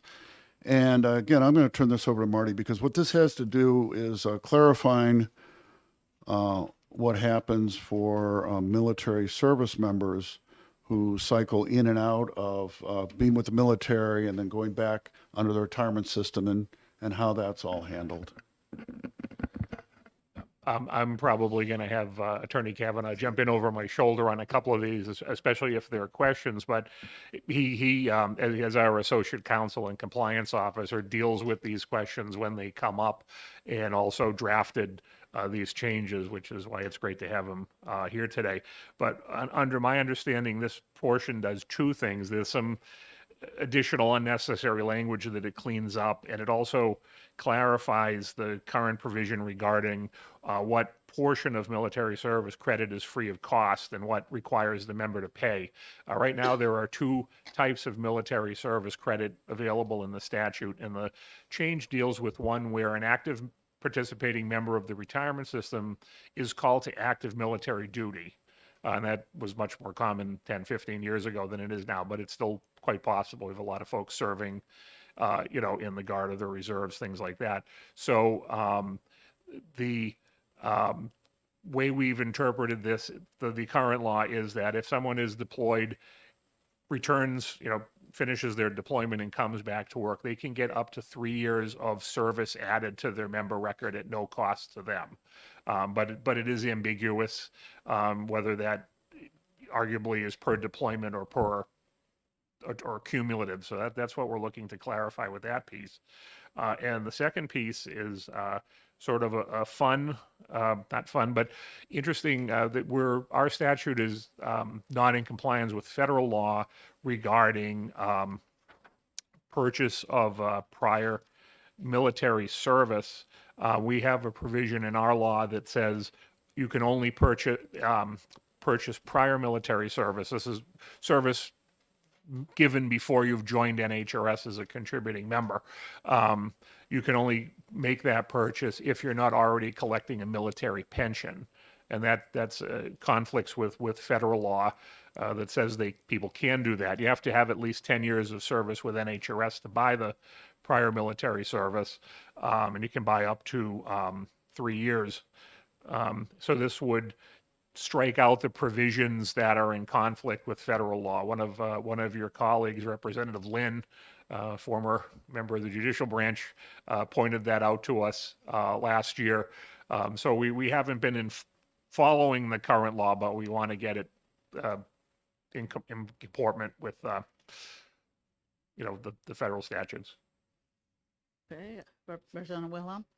Since we're talking about service credits, if we can go back, I just want to, page 2, lines 3 and 4, it mentions civilian national service, AmeriCorps, and the Peace Corps. Would you mind just explaining sort of how that works? Because it almost feels similarly vague to what was there before, and maybe we need to clarify that as well. Yeah, that was a provision that was added. Oh, did you want to go? Yeah, I can. First, I'll say no one's ever taken advantage of that provision. No one's asked to buy service related to Peace Corps or AmeriServe. But it does date back quite. Please, we Sorry. can't hear you, sir. Yep. Yeah. Want to do that? The TV audience can't hear me. Oh, I didn't know. Our fans on YouTube. It is a provision that was put in quite a few years ago. It was modified about 5 years ago in terms of how the cost of it would be calculated. But basically says if you go off to Peace Corps service for a couple of years and come back, you can buy that 2 years of service and add it to your service if you come back to your job in the system. Quite similar to the military. The military one is different in that you have USERRA, the Uniform Service Act. It's a federal statute. It says if you leave your job to go back into military service, they have to hold that job for you and allow you to buy time so you maintain your seniority and your service credit. It doesn't require that that the plan give any free time. You can charge the person the full cost. We have a statute that we interpreted to say that cumulatively up to 3 years of service would be free, and then the member could pay for any additional years of service. One reason we changed this is it was ambiguous. And in fact, on Tuesday, our board upheld a recommendation of our hearings examiner that the 3 years is per deployment, because a member had argued he had 4 different deployments that added up to by 5 years of service. And he said, I should get 3 years for each time I was deployed. And because of the strict statutory construction and the ambiguity, the hearings examiner recommended to the board that they allow this person to get what amounted to almost 5 years of free service. That's contrary to how we had been applying it before. So it's very germane now to correct this. 3 years is a very high amount for free service. A lot of states don't give any free service. Some give some free service if you win a certain medal for valor or this or that. There are different constructs. 3 years is one of the highest ones. And we just wanted to put a long-standing practice into place, especially in light of, we knew this hearing was coming down the pike. As far as the provision that was against the law, so to speak, that was brought to our attention by a former New Hampshire Supreme Court justice, that there was a Rhode Island case 2 years ago that said you can't discriminate in granting benefits under a private pension or government pension because of someone's eligibility or receipt of a military pension. That was in a Rhode Island district court, didn't come to our attention, but it was also citing a California district court decision that predated our statute. So that provision in our statute was wrong from the day it was enacted. And so that's why we wanted to take that out. Other questions? Representative Schmidt? So not to shortchange the committee, but isn't this discussion a little bit more appropriate for the subcommittee since it's going to subcommittee? We're getting into all the nitty gritty that's what the subcommittee is supposed to be doing. And anybody who wants to sit in on that is welcome to do so. Yes, thank you, Representative Schmidt. This is going to the pension subcommittee. It is a little bit more than technical cleanup. It is, yes. yeah. I We're mean, almost done. This is a policy. That's a policy decision to say it's 3 cumulatively rather than 3 per deployment. If I could just finish up these next two I think should be simple, and then I'll call it a day for this. Section 7 and 8, they both, they're actually redundant language in the statute, and it just removes the redundant language. That is a cleanup one. And then the last one is really simple. Section 9, there are a number of places that stated that some work that the retirement system did had to comply with a particular government standards board, and the name of that government standards board changed, and so this just changes the name in statute. And any questions? I'm Any done. other questions? Representative O'Brien? Yes, just thinking, putting my municipal hat on, the effective date, 60 days after passage. Do you feel that's adequate for the contributing subdivisions to get up to speed with this? These changes wouldn't affect any reporting from the participating employers or any contribution or things like that. They're more sort of individual case by case changes, or they just have no impact, like removing the redundant language. So we don't believe there's any programming or other issues we're going to have. Other questions? Okay. Thank you. That will, in fact, be going to the Pension Subcommittee for further analysis. Is there anyone else who wishes to testify on House, wait a minute, Brian Hawkins?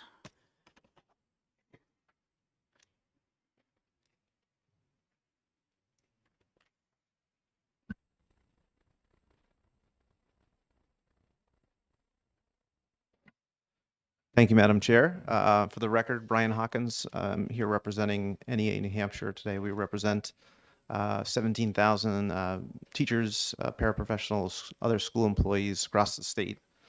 As Representative Lakis, first, welcome to the new members and welcome back to the returning ones.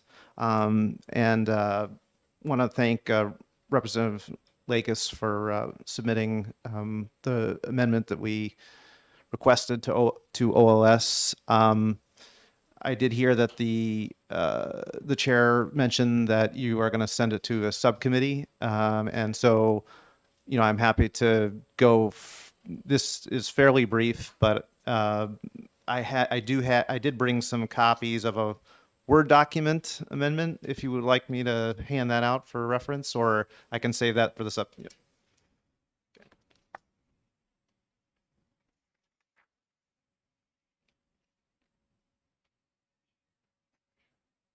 That will help us understand the intent, and it's likely the language will be very similar. Yes, and the language would be very similar. It would not change the intent of what the retirement system was trying to do. We did talk to the retirement system, and our understanding is that they have no issue with the change. The first you'll see is when in the amendment on the bill, on page 1, line 9, it would change the tense of designates to designated. And the purpose of that is to, the designation of job share is the employer's. And the purpose of that is just to clarify that when the employer makes that designation further down the road, 2 years from now, which was a situation that did happen or attempted to happen, that, somebody who's been paying into the system and the employer has been making those contributions, that was for that semester, that was the designation for that position. Of course, the employer can change that in the next semester. It could be changed to a part-time situation, which is not, which may not be, a pensionable position in the retirement system. So there's the tense change there. The second change is, and I apologize that this is not in color.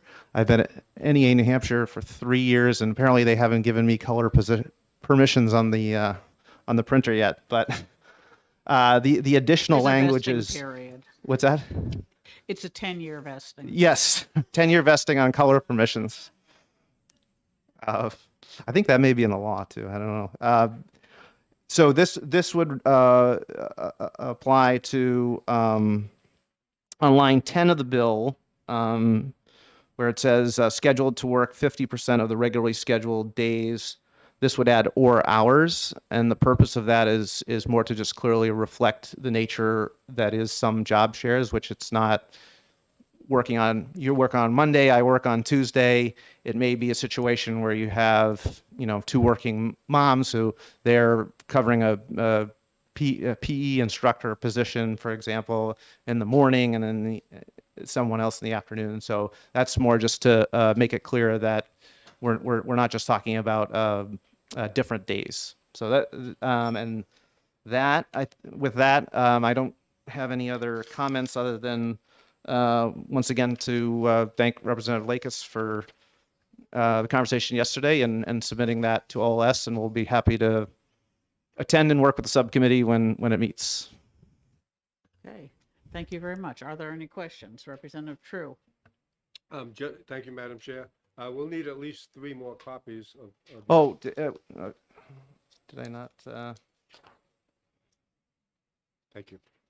Nope, there's one coming. Yep. Oh, thank you. All right. Are there any other questions?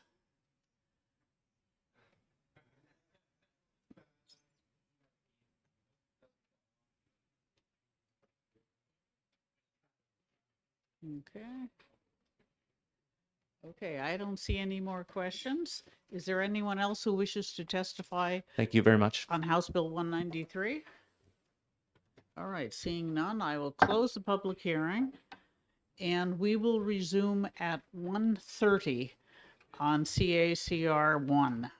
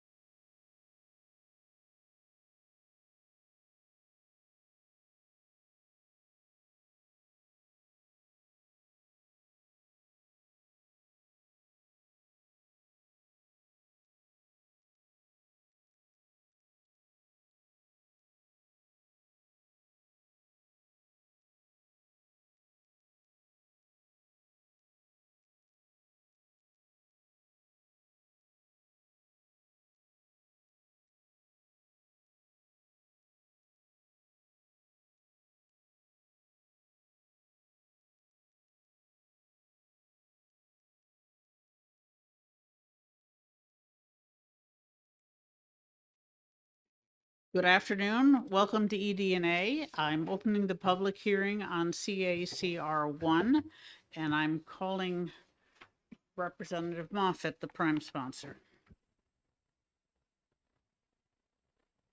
Will, I'm sure, prepare a pink card before he leaves. Absolument. Thank you, Madam Chair. We'll get right to this. I know we have some weather today. I'm actually presenting two bills at 1:30, or this is not a bill, it's a CACR, and I wanted to make sure I was here. I want to thank the other Representative Lekis for covering me in the other committee.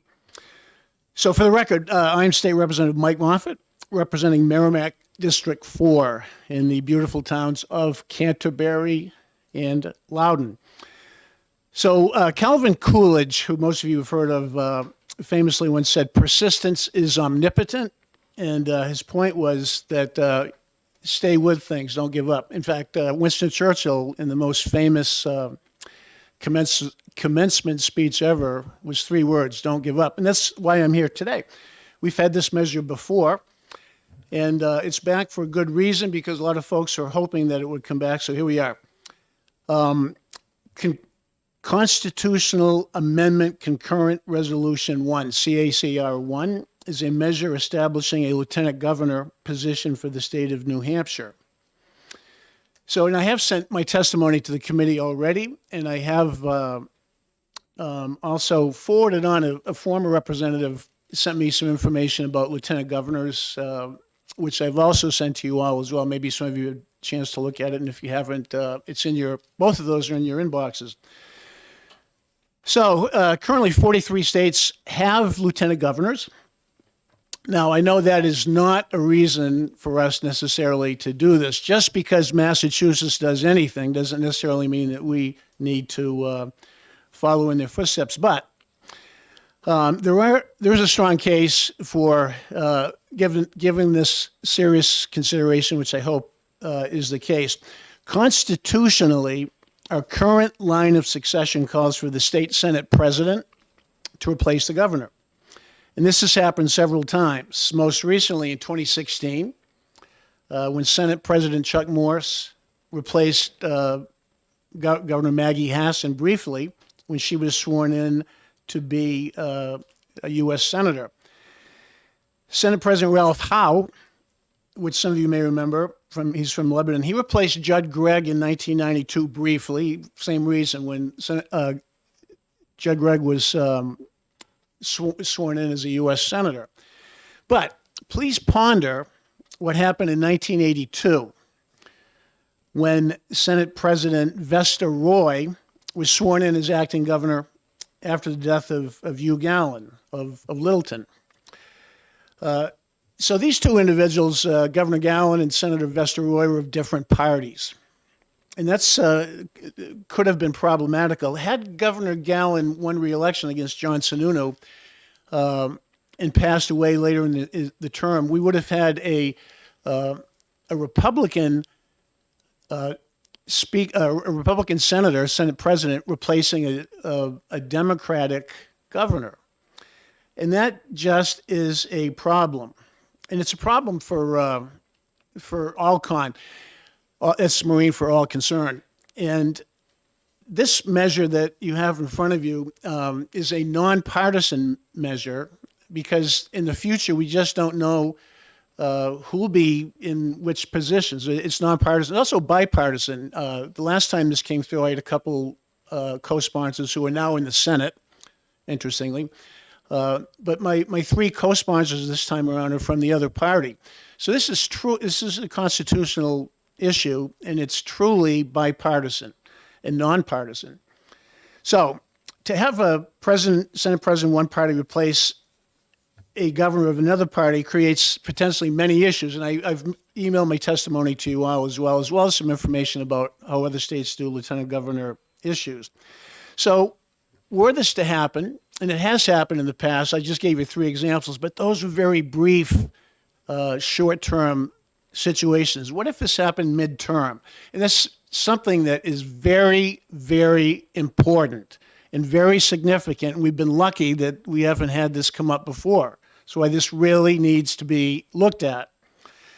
So if a new governor came in, would the new governor replace existing staff? That's a good question. Would the new governor from the other party bring his or her people in or not? Or have a hybrid? Who knows? It's very unwieldy. And here's the biggest nub, or the thing that really needs to be pondered and considered, and it's extremely significant, that needs to be addressed. How can you have the leader of a legislative branch, the Senate president, concurrently at the same time become the leader of the executive branch? Again, I'm the guy who got the 2 civics bills to the governor's desk. I used to teach this stuff, and it's important.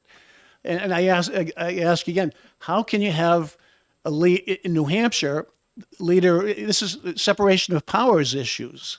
How can you have the Senate president also be the head of the executive branch? And that's the situation we have now. It's untenable, and it just needs to be talked about. I'm surprised it hasn't been talked about before. I did bring this measure to committee before, as I said. It received some support, I noticed, from both sides of the aisle then, but not enough to move it forward. So I'll try to present it better this time around. So, as I said, the current structure we have utterly goes against separation of powers and Civics 101. So ponder what would have happened in 2019 or 2020 had, God forbid, heaven forbid, Governor Sununu would have been, say, struck by lightning. Senate President Donna Soucy at the time would have taken over to his office to finish out his term. That's what we have in place now. So again, what would she have done with the staff? Would she have fired his people, brought her own people in? I don't know, but it's something that is a question that needs to be pondered. What would have happened with regard to running the Senate? She's a Senate president. Is she not going to run the Senate anymore? Is she not going to vote in the Senate? While she's running the state, because she would be sworn in as the governor. I mean, seriously, what would have happened? Now, that's what Senators Roy, Huff, and Morse did, but they were only in there for the short term. And further, in 2019 or 2020, as most all of you will recall, one party had both U.S. senators, had both Congress people, had the state Senate, had the state House of Representatives, had the Executive Council. And if the party would have, at that point, also gotten the governor, we would have a situation in this purple state where one party would have controlled every single part of state government.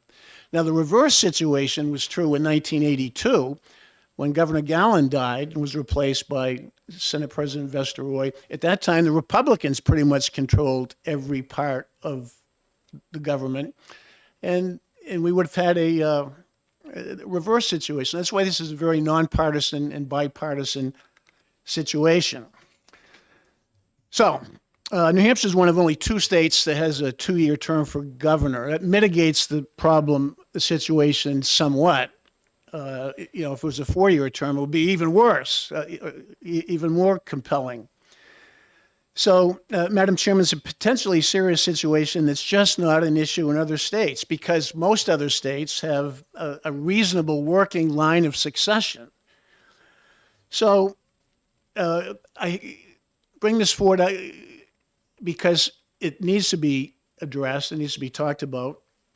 And the proposal here in CACR1 is to do this, though, the New Hampshire, as I call it, the New Hampshire way. We're all citizen legislators. Very proud of that. And the proposal here is, I think, a very exciting proposal to have a citizen lieutenant governor. A lot of the folks, especially from my team, have said to me, you're growing government. We don't want to grow government. Well, no, I'm not big on growing government either.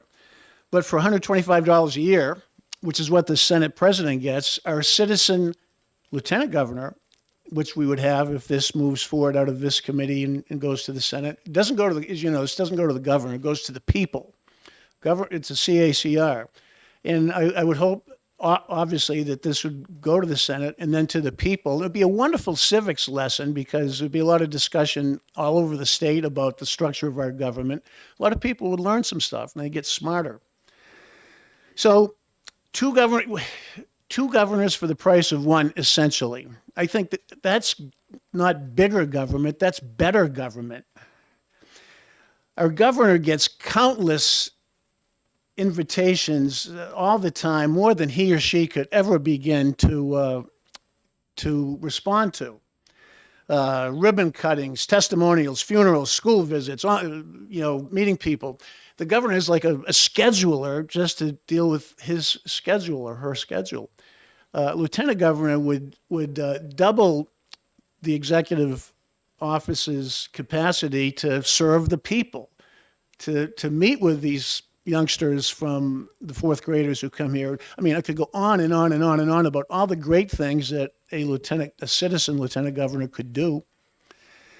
So again, I've mentioned this is very nonpartisan because we have no way of knowing who's going to be in power in the future. So again, some will argue we've never done that before, which I've heard, and I just understand that's a natural question for people to say.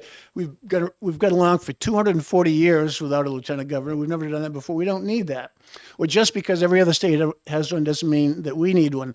But those are all flawed arguments, in my opinion. And hopefully when this measure goes to your executive session, they can be appropriately discussed and refuted.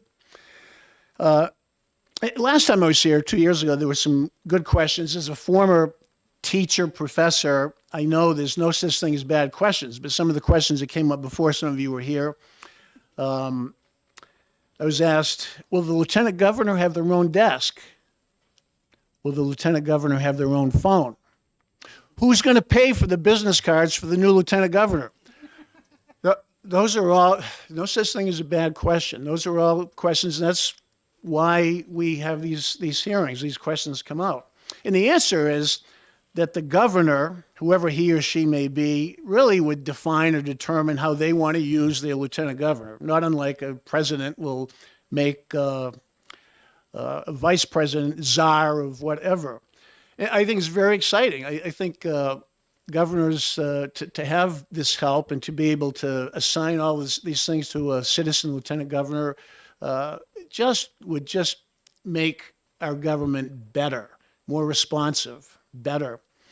So, and the answer is the governor would make that decision, and the lieutenant governor would work for the governor and for us and for the people of New Hampshire. So real quick, I was on a radio show Monday talking about this, and the radio host was very excited the more he learned about it. He said, "This is a great idea. Why haven't we done this before?" And I said, "Well, we're trying again." Calvin Coolidge, persistence is omnipotent. So anyway, I explained to him the process. If this gets through this committee, which hopefully it will, into the Senate, and then to the people, the people will eventually vote on this. It's a constitutional amendment. And if we don't like our flawed succession plan, I'm afraid that someday there will be a midterm gubernatorial vacancy and subsequent chaos.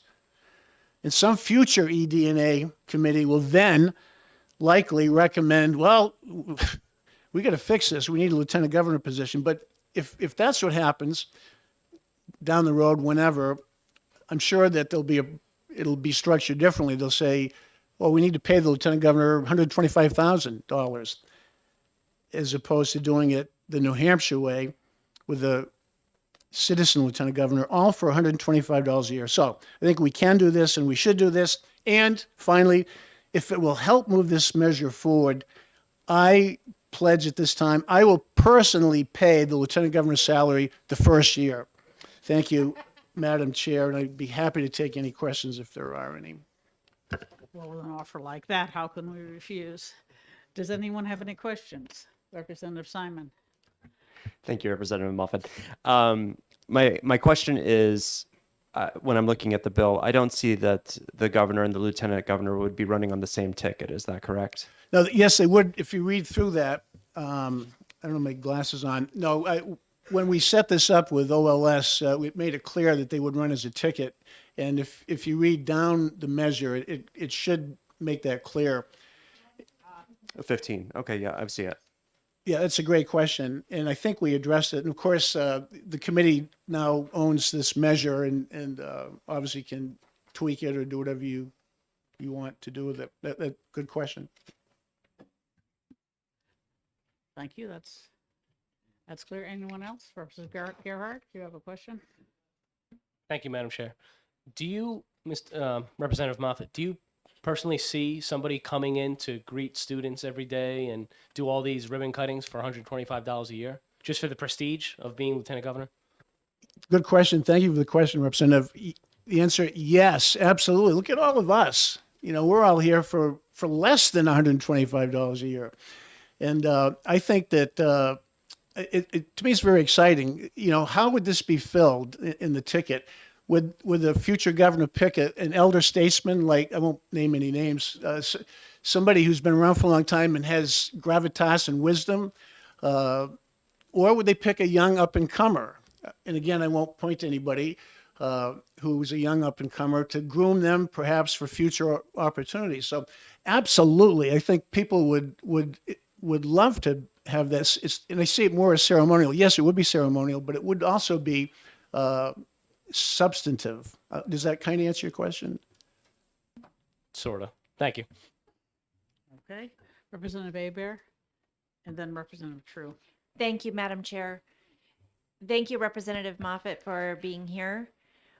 My question to you is, why would we have the Lieutenant Governor run on the same ticket as written? Thank you, Representative. Another great question.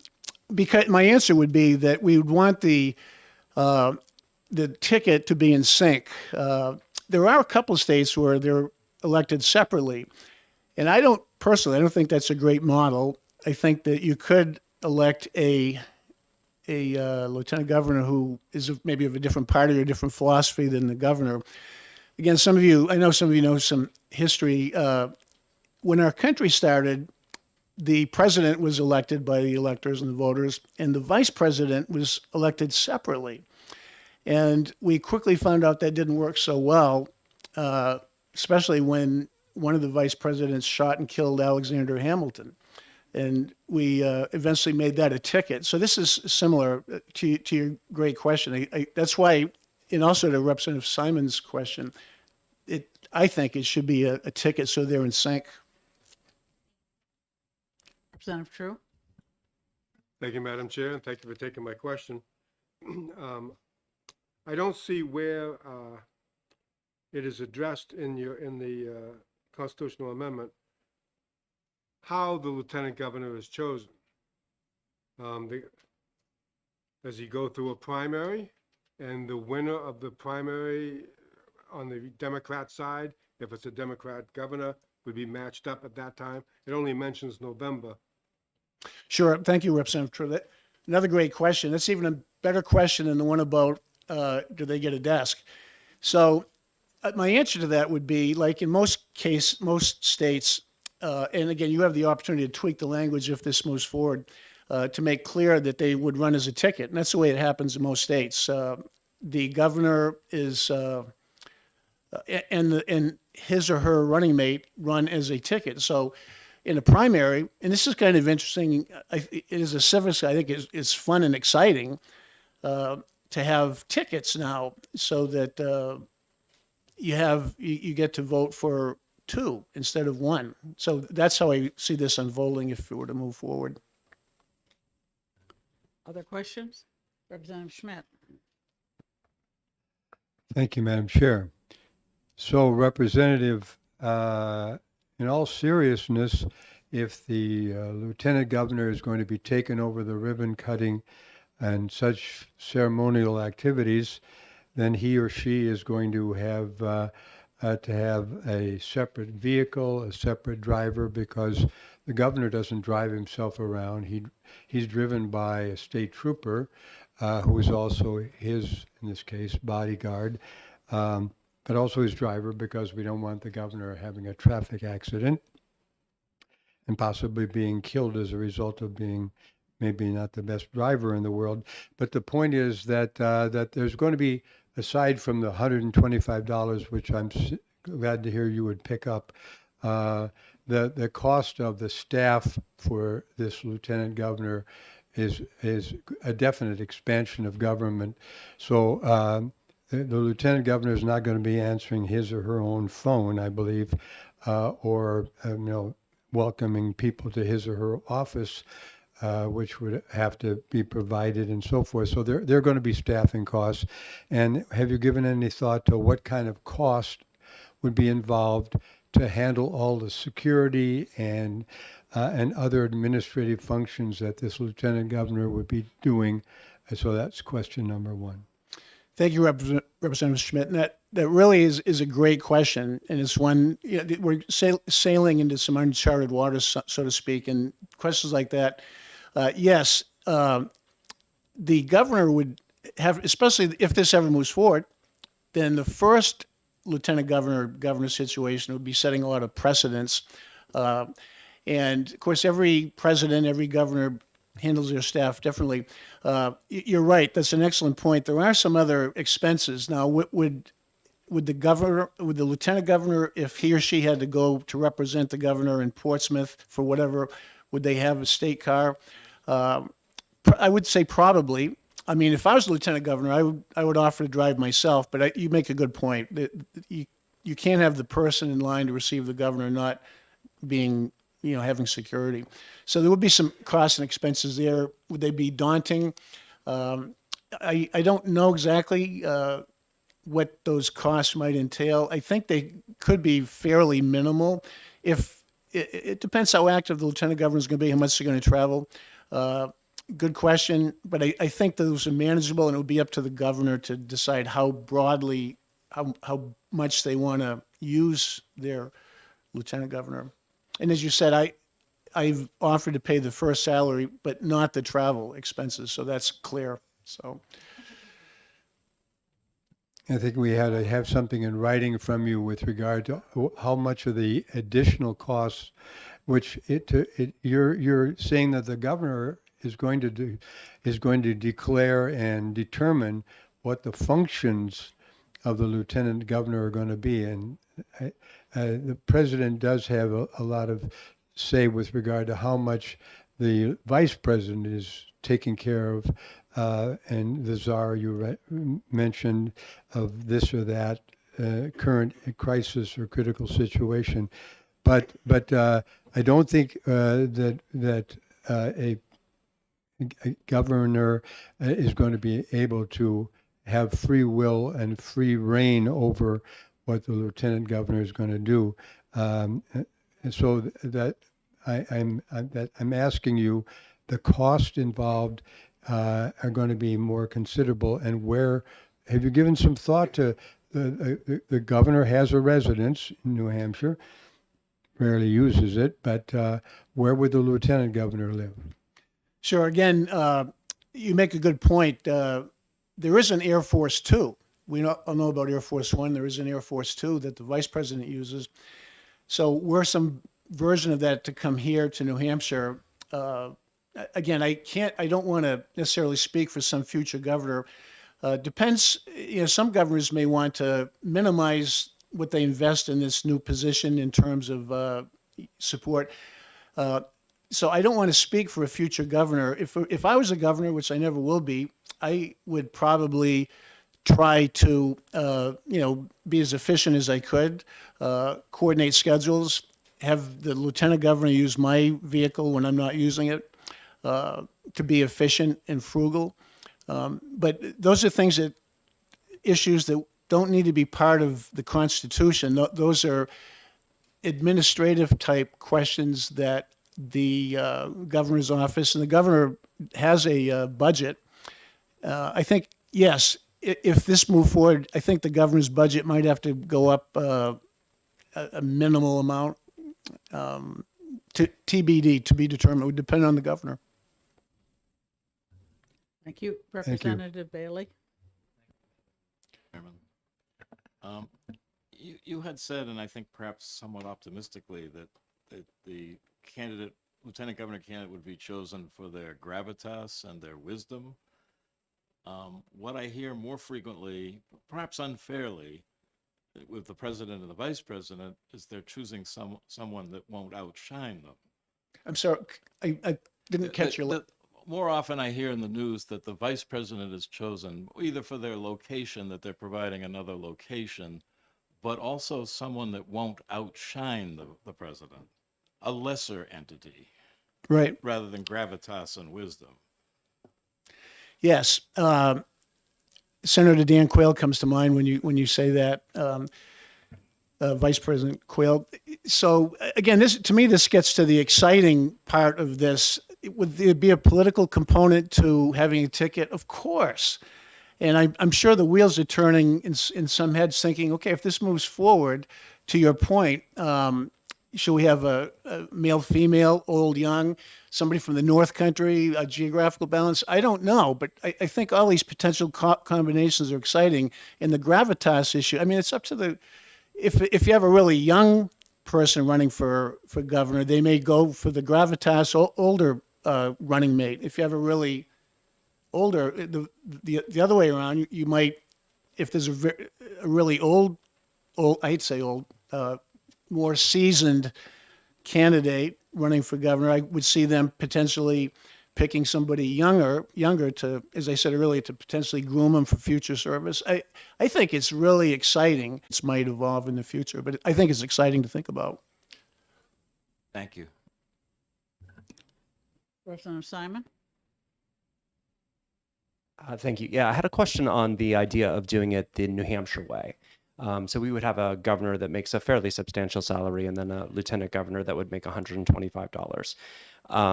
Within that paradigm and with the amount of control that the governor would have in delineating the responsibilities of the lieutenant governor, how can we be assured that the lieutenant governor would be adequately prepared to take on the role of the governor should something happen to the governor?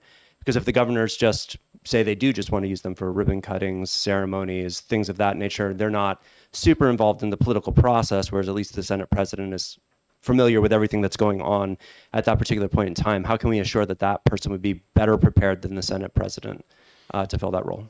Sure. Thank you for the question. I am sure that if this moved forward, whoever was running for governor and was going to have a ticket, they would vet their running mate extremely closely for all kinds of things. You know, what's their experience? Do they have any skeletons in their closet? What are their skills? Do they get along with each other? I have no doubt that anyone, if this moves forward, who picks a running mate would pick someone that would be ready right away to assume the governorship. And yes, if the lieutenant governor, for whatever reason, the governor is out of state, when the governor is out of state, the Senate president, and sometimes it goes down to the treasurer, becomes the acting governor. So the governor, if the governor needed to be replaced, FYI, the salary of the governor, the person succeeding the governor would accept the governor's full salary. When Senator Morse became acting governor for a few days in 2016, he made a lot of money. He made thousands of dollars in those few days when he was acting governor. So does that kind of address your question, hopefully somewhat? It addresses the question, maybe not totally my concern, but yeah, the question. So thanks. Thank you. Representative Lakis? Thank you. I mean, I understand the concerns that cause you to bring this forward. I have some foreboding or discomfort. I find it hard to imagine, and you can tell me, if I'm wrong, that somebody's going to end up in this position and there's not going to be pressure over time to expand the job, not just how the governor uses them, but eventually officially, and ends up becoming a whole segment of government on its own. So I don't know why you would believe that wouldn't happen, and then thus it would become more expensive. And one point I would make, and that is, at least for me, you can tell me why I'd be wrong, but I don't think adding more excitement to New Hampshire politics is a positive. Thank you, Representative. I mean excitement in a good way. So yes, to your point about mission creep or growing, or I think there's a lot of folks here that watch watch the governor's office and what they're up to, what they do, what they spend, and everything. That's what we do. And there's 424 or 423 of us who keep an eye on the executive branch. And if there was ended up being some excessive spending or activity, then transparency. I mean, people are watching and can have some impact on how the governor does whatever the governor might do. Any further questions? Seeing none, thank you very much, Representative. Thank you, Madam Chair. Representative McGuire.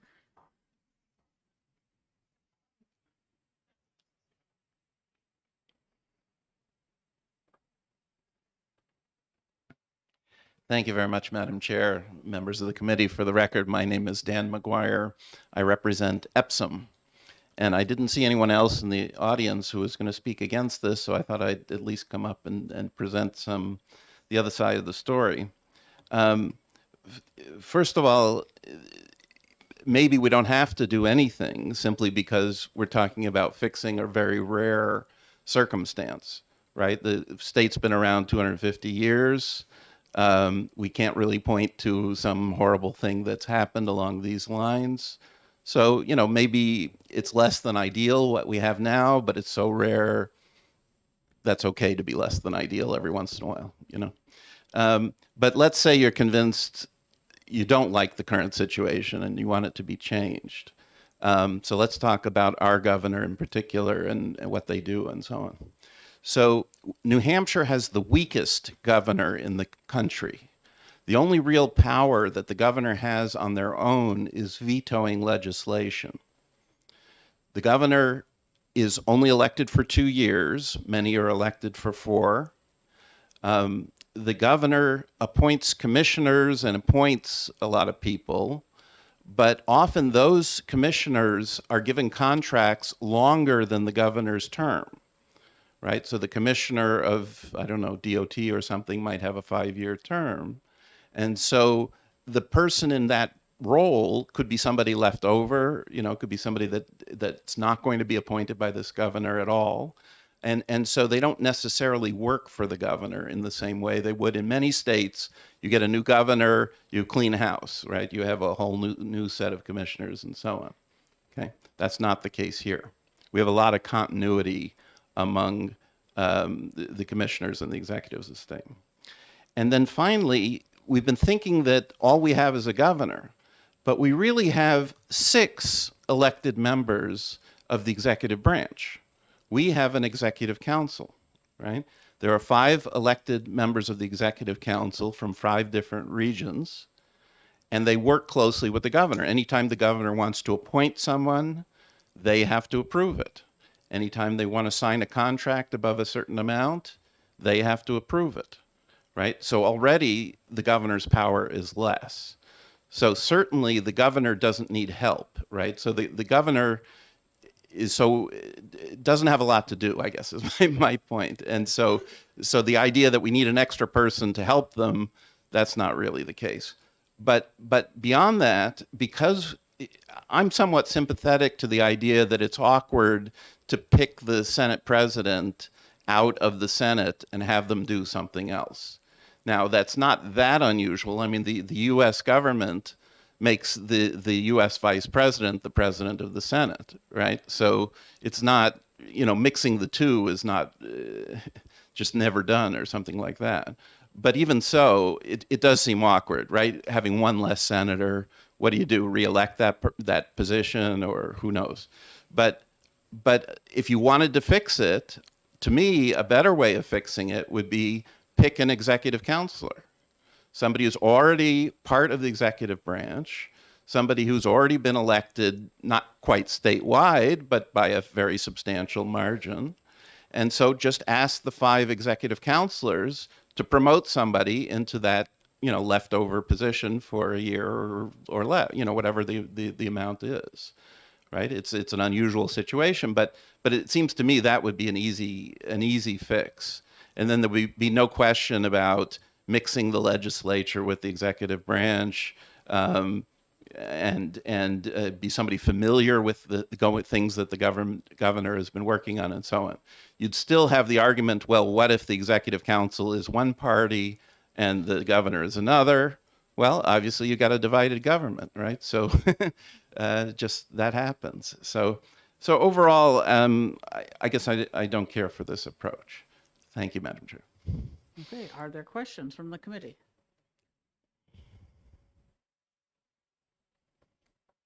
Thank you. Representative Horrigan?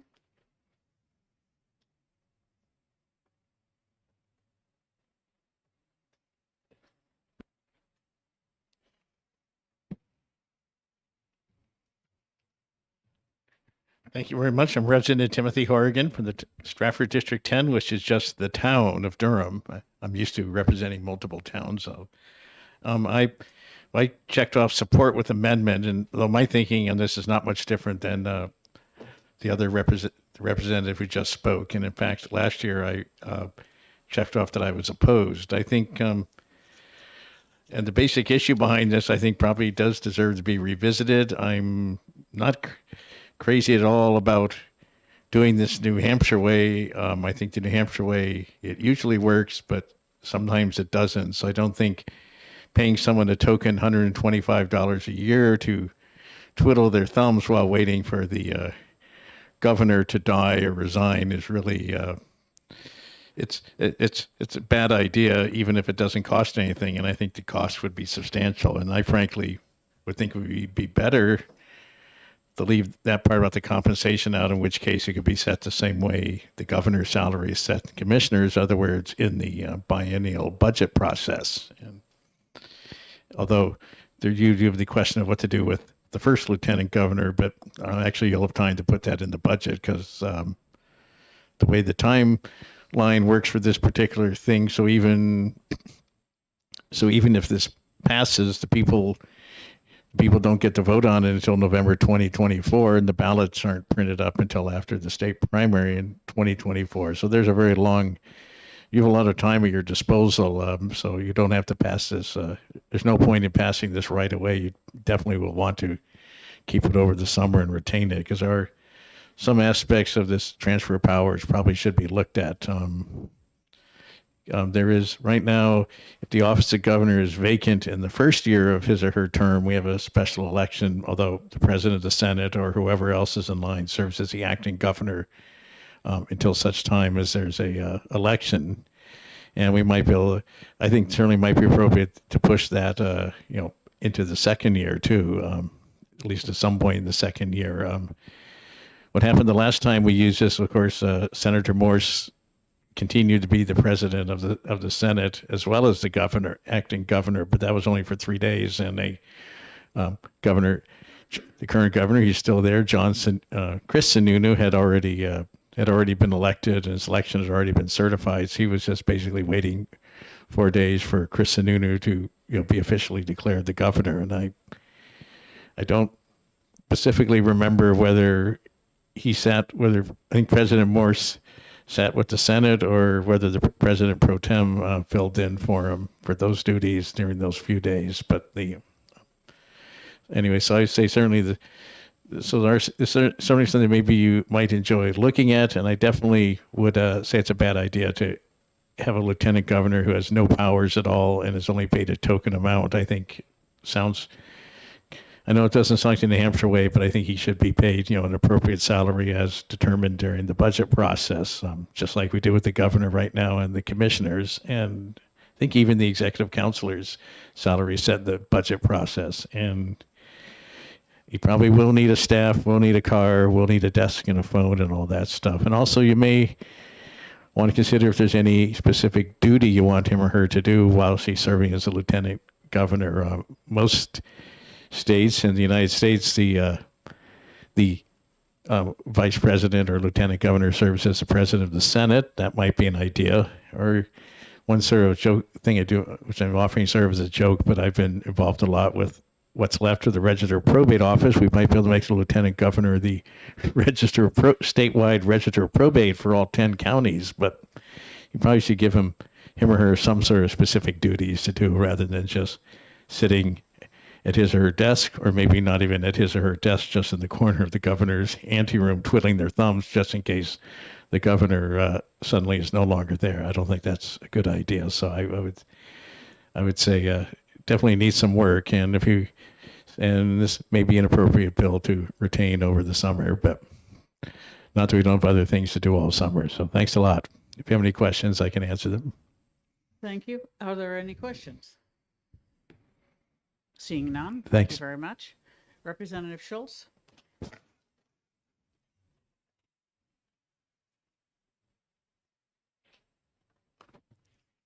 Thank you, Madam Chair and honorable colleagues. It's fun to be back at EDNA. I've missed y'all. For those of you returning, I'm going to make 3 quick, brief points. This, again, to underline the fact that this is a bipartisan bill. The fact that the civics component and the engagement component for the executive branch is a positive thing. The design, maybe if I'd written the bill, would be a little different, maybe a little more staff or something. But honestly, the approach that the representative from Loudoun wrote it is very New Hampshire. And it's unfair to compare New Hampshire to other states, given how we do things. For example, New York State is considering raising their legislators' pay to over $100,000. That has never come up in this state as any factor whatsoever to raise our pay. I think it's just fair to look at the New Hampshire way. And I think that this approach has no negatives. It is pure positive. And I could see a scenario where our current governor could pick someone as wise and gravitudinal as the representative from Loudoun. Imagine having someone else to assist on important topics such as veterans issues who has served in the military. I think that's a great option to have. So that's it. I hope I kept it to the 30 seconds I promised, but I think this is a great idea, and it is a bipartisan bill with no drawbacks as far as I see it. Thank you very much. Are there any questions? All right, seeing none. Great, thank you. Is there anyone else who would like to speak on this bill? All right, seeing none, I will close the public hearing, and thank you all for being here. And the committee will resume on Wednesday morning, 10 o'clock.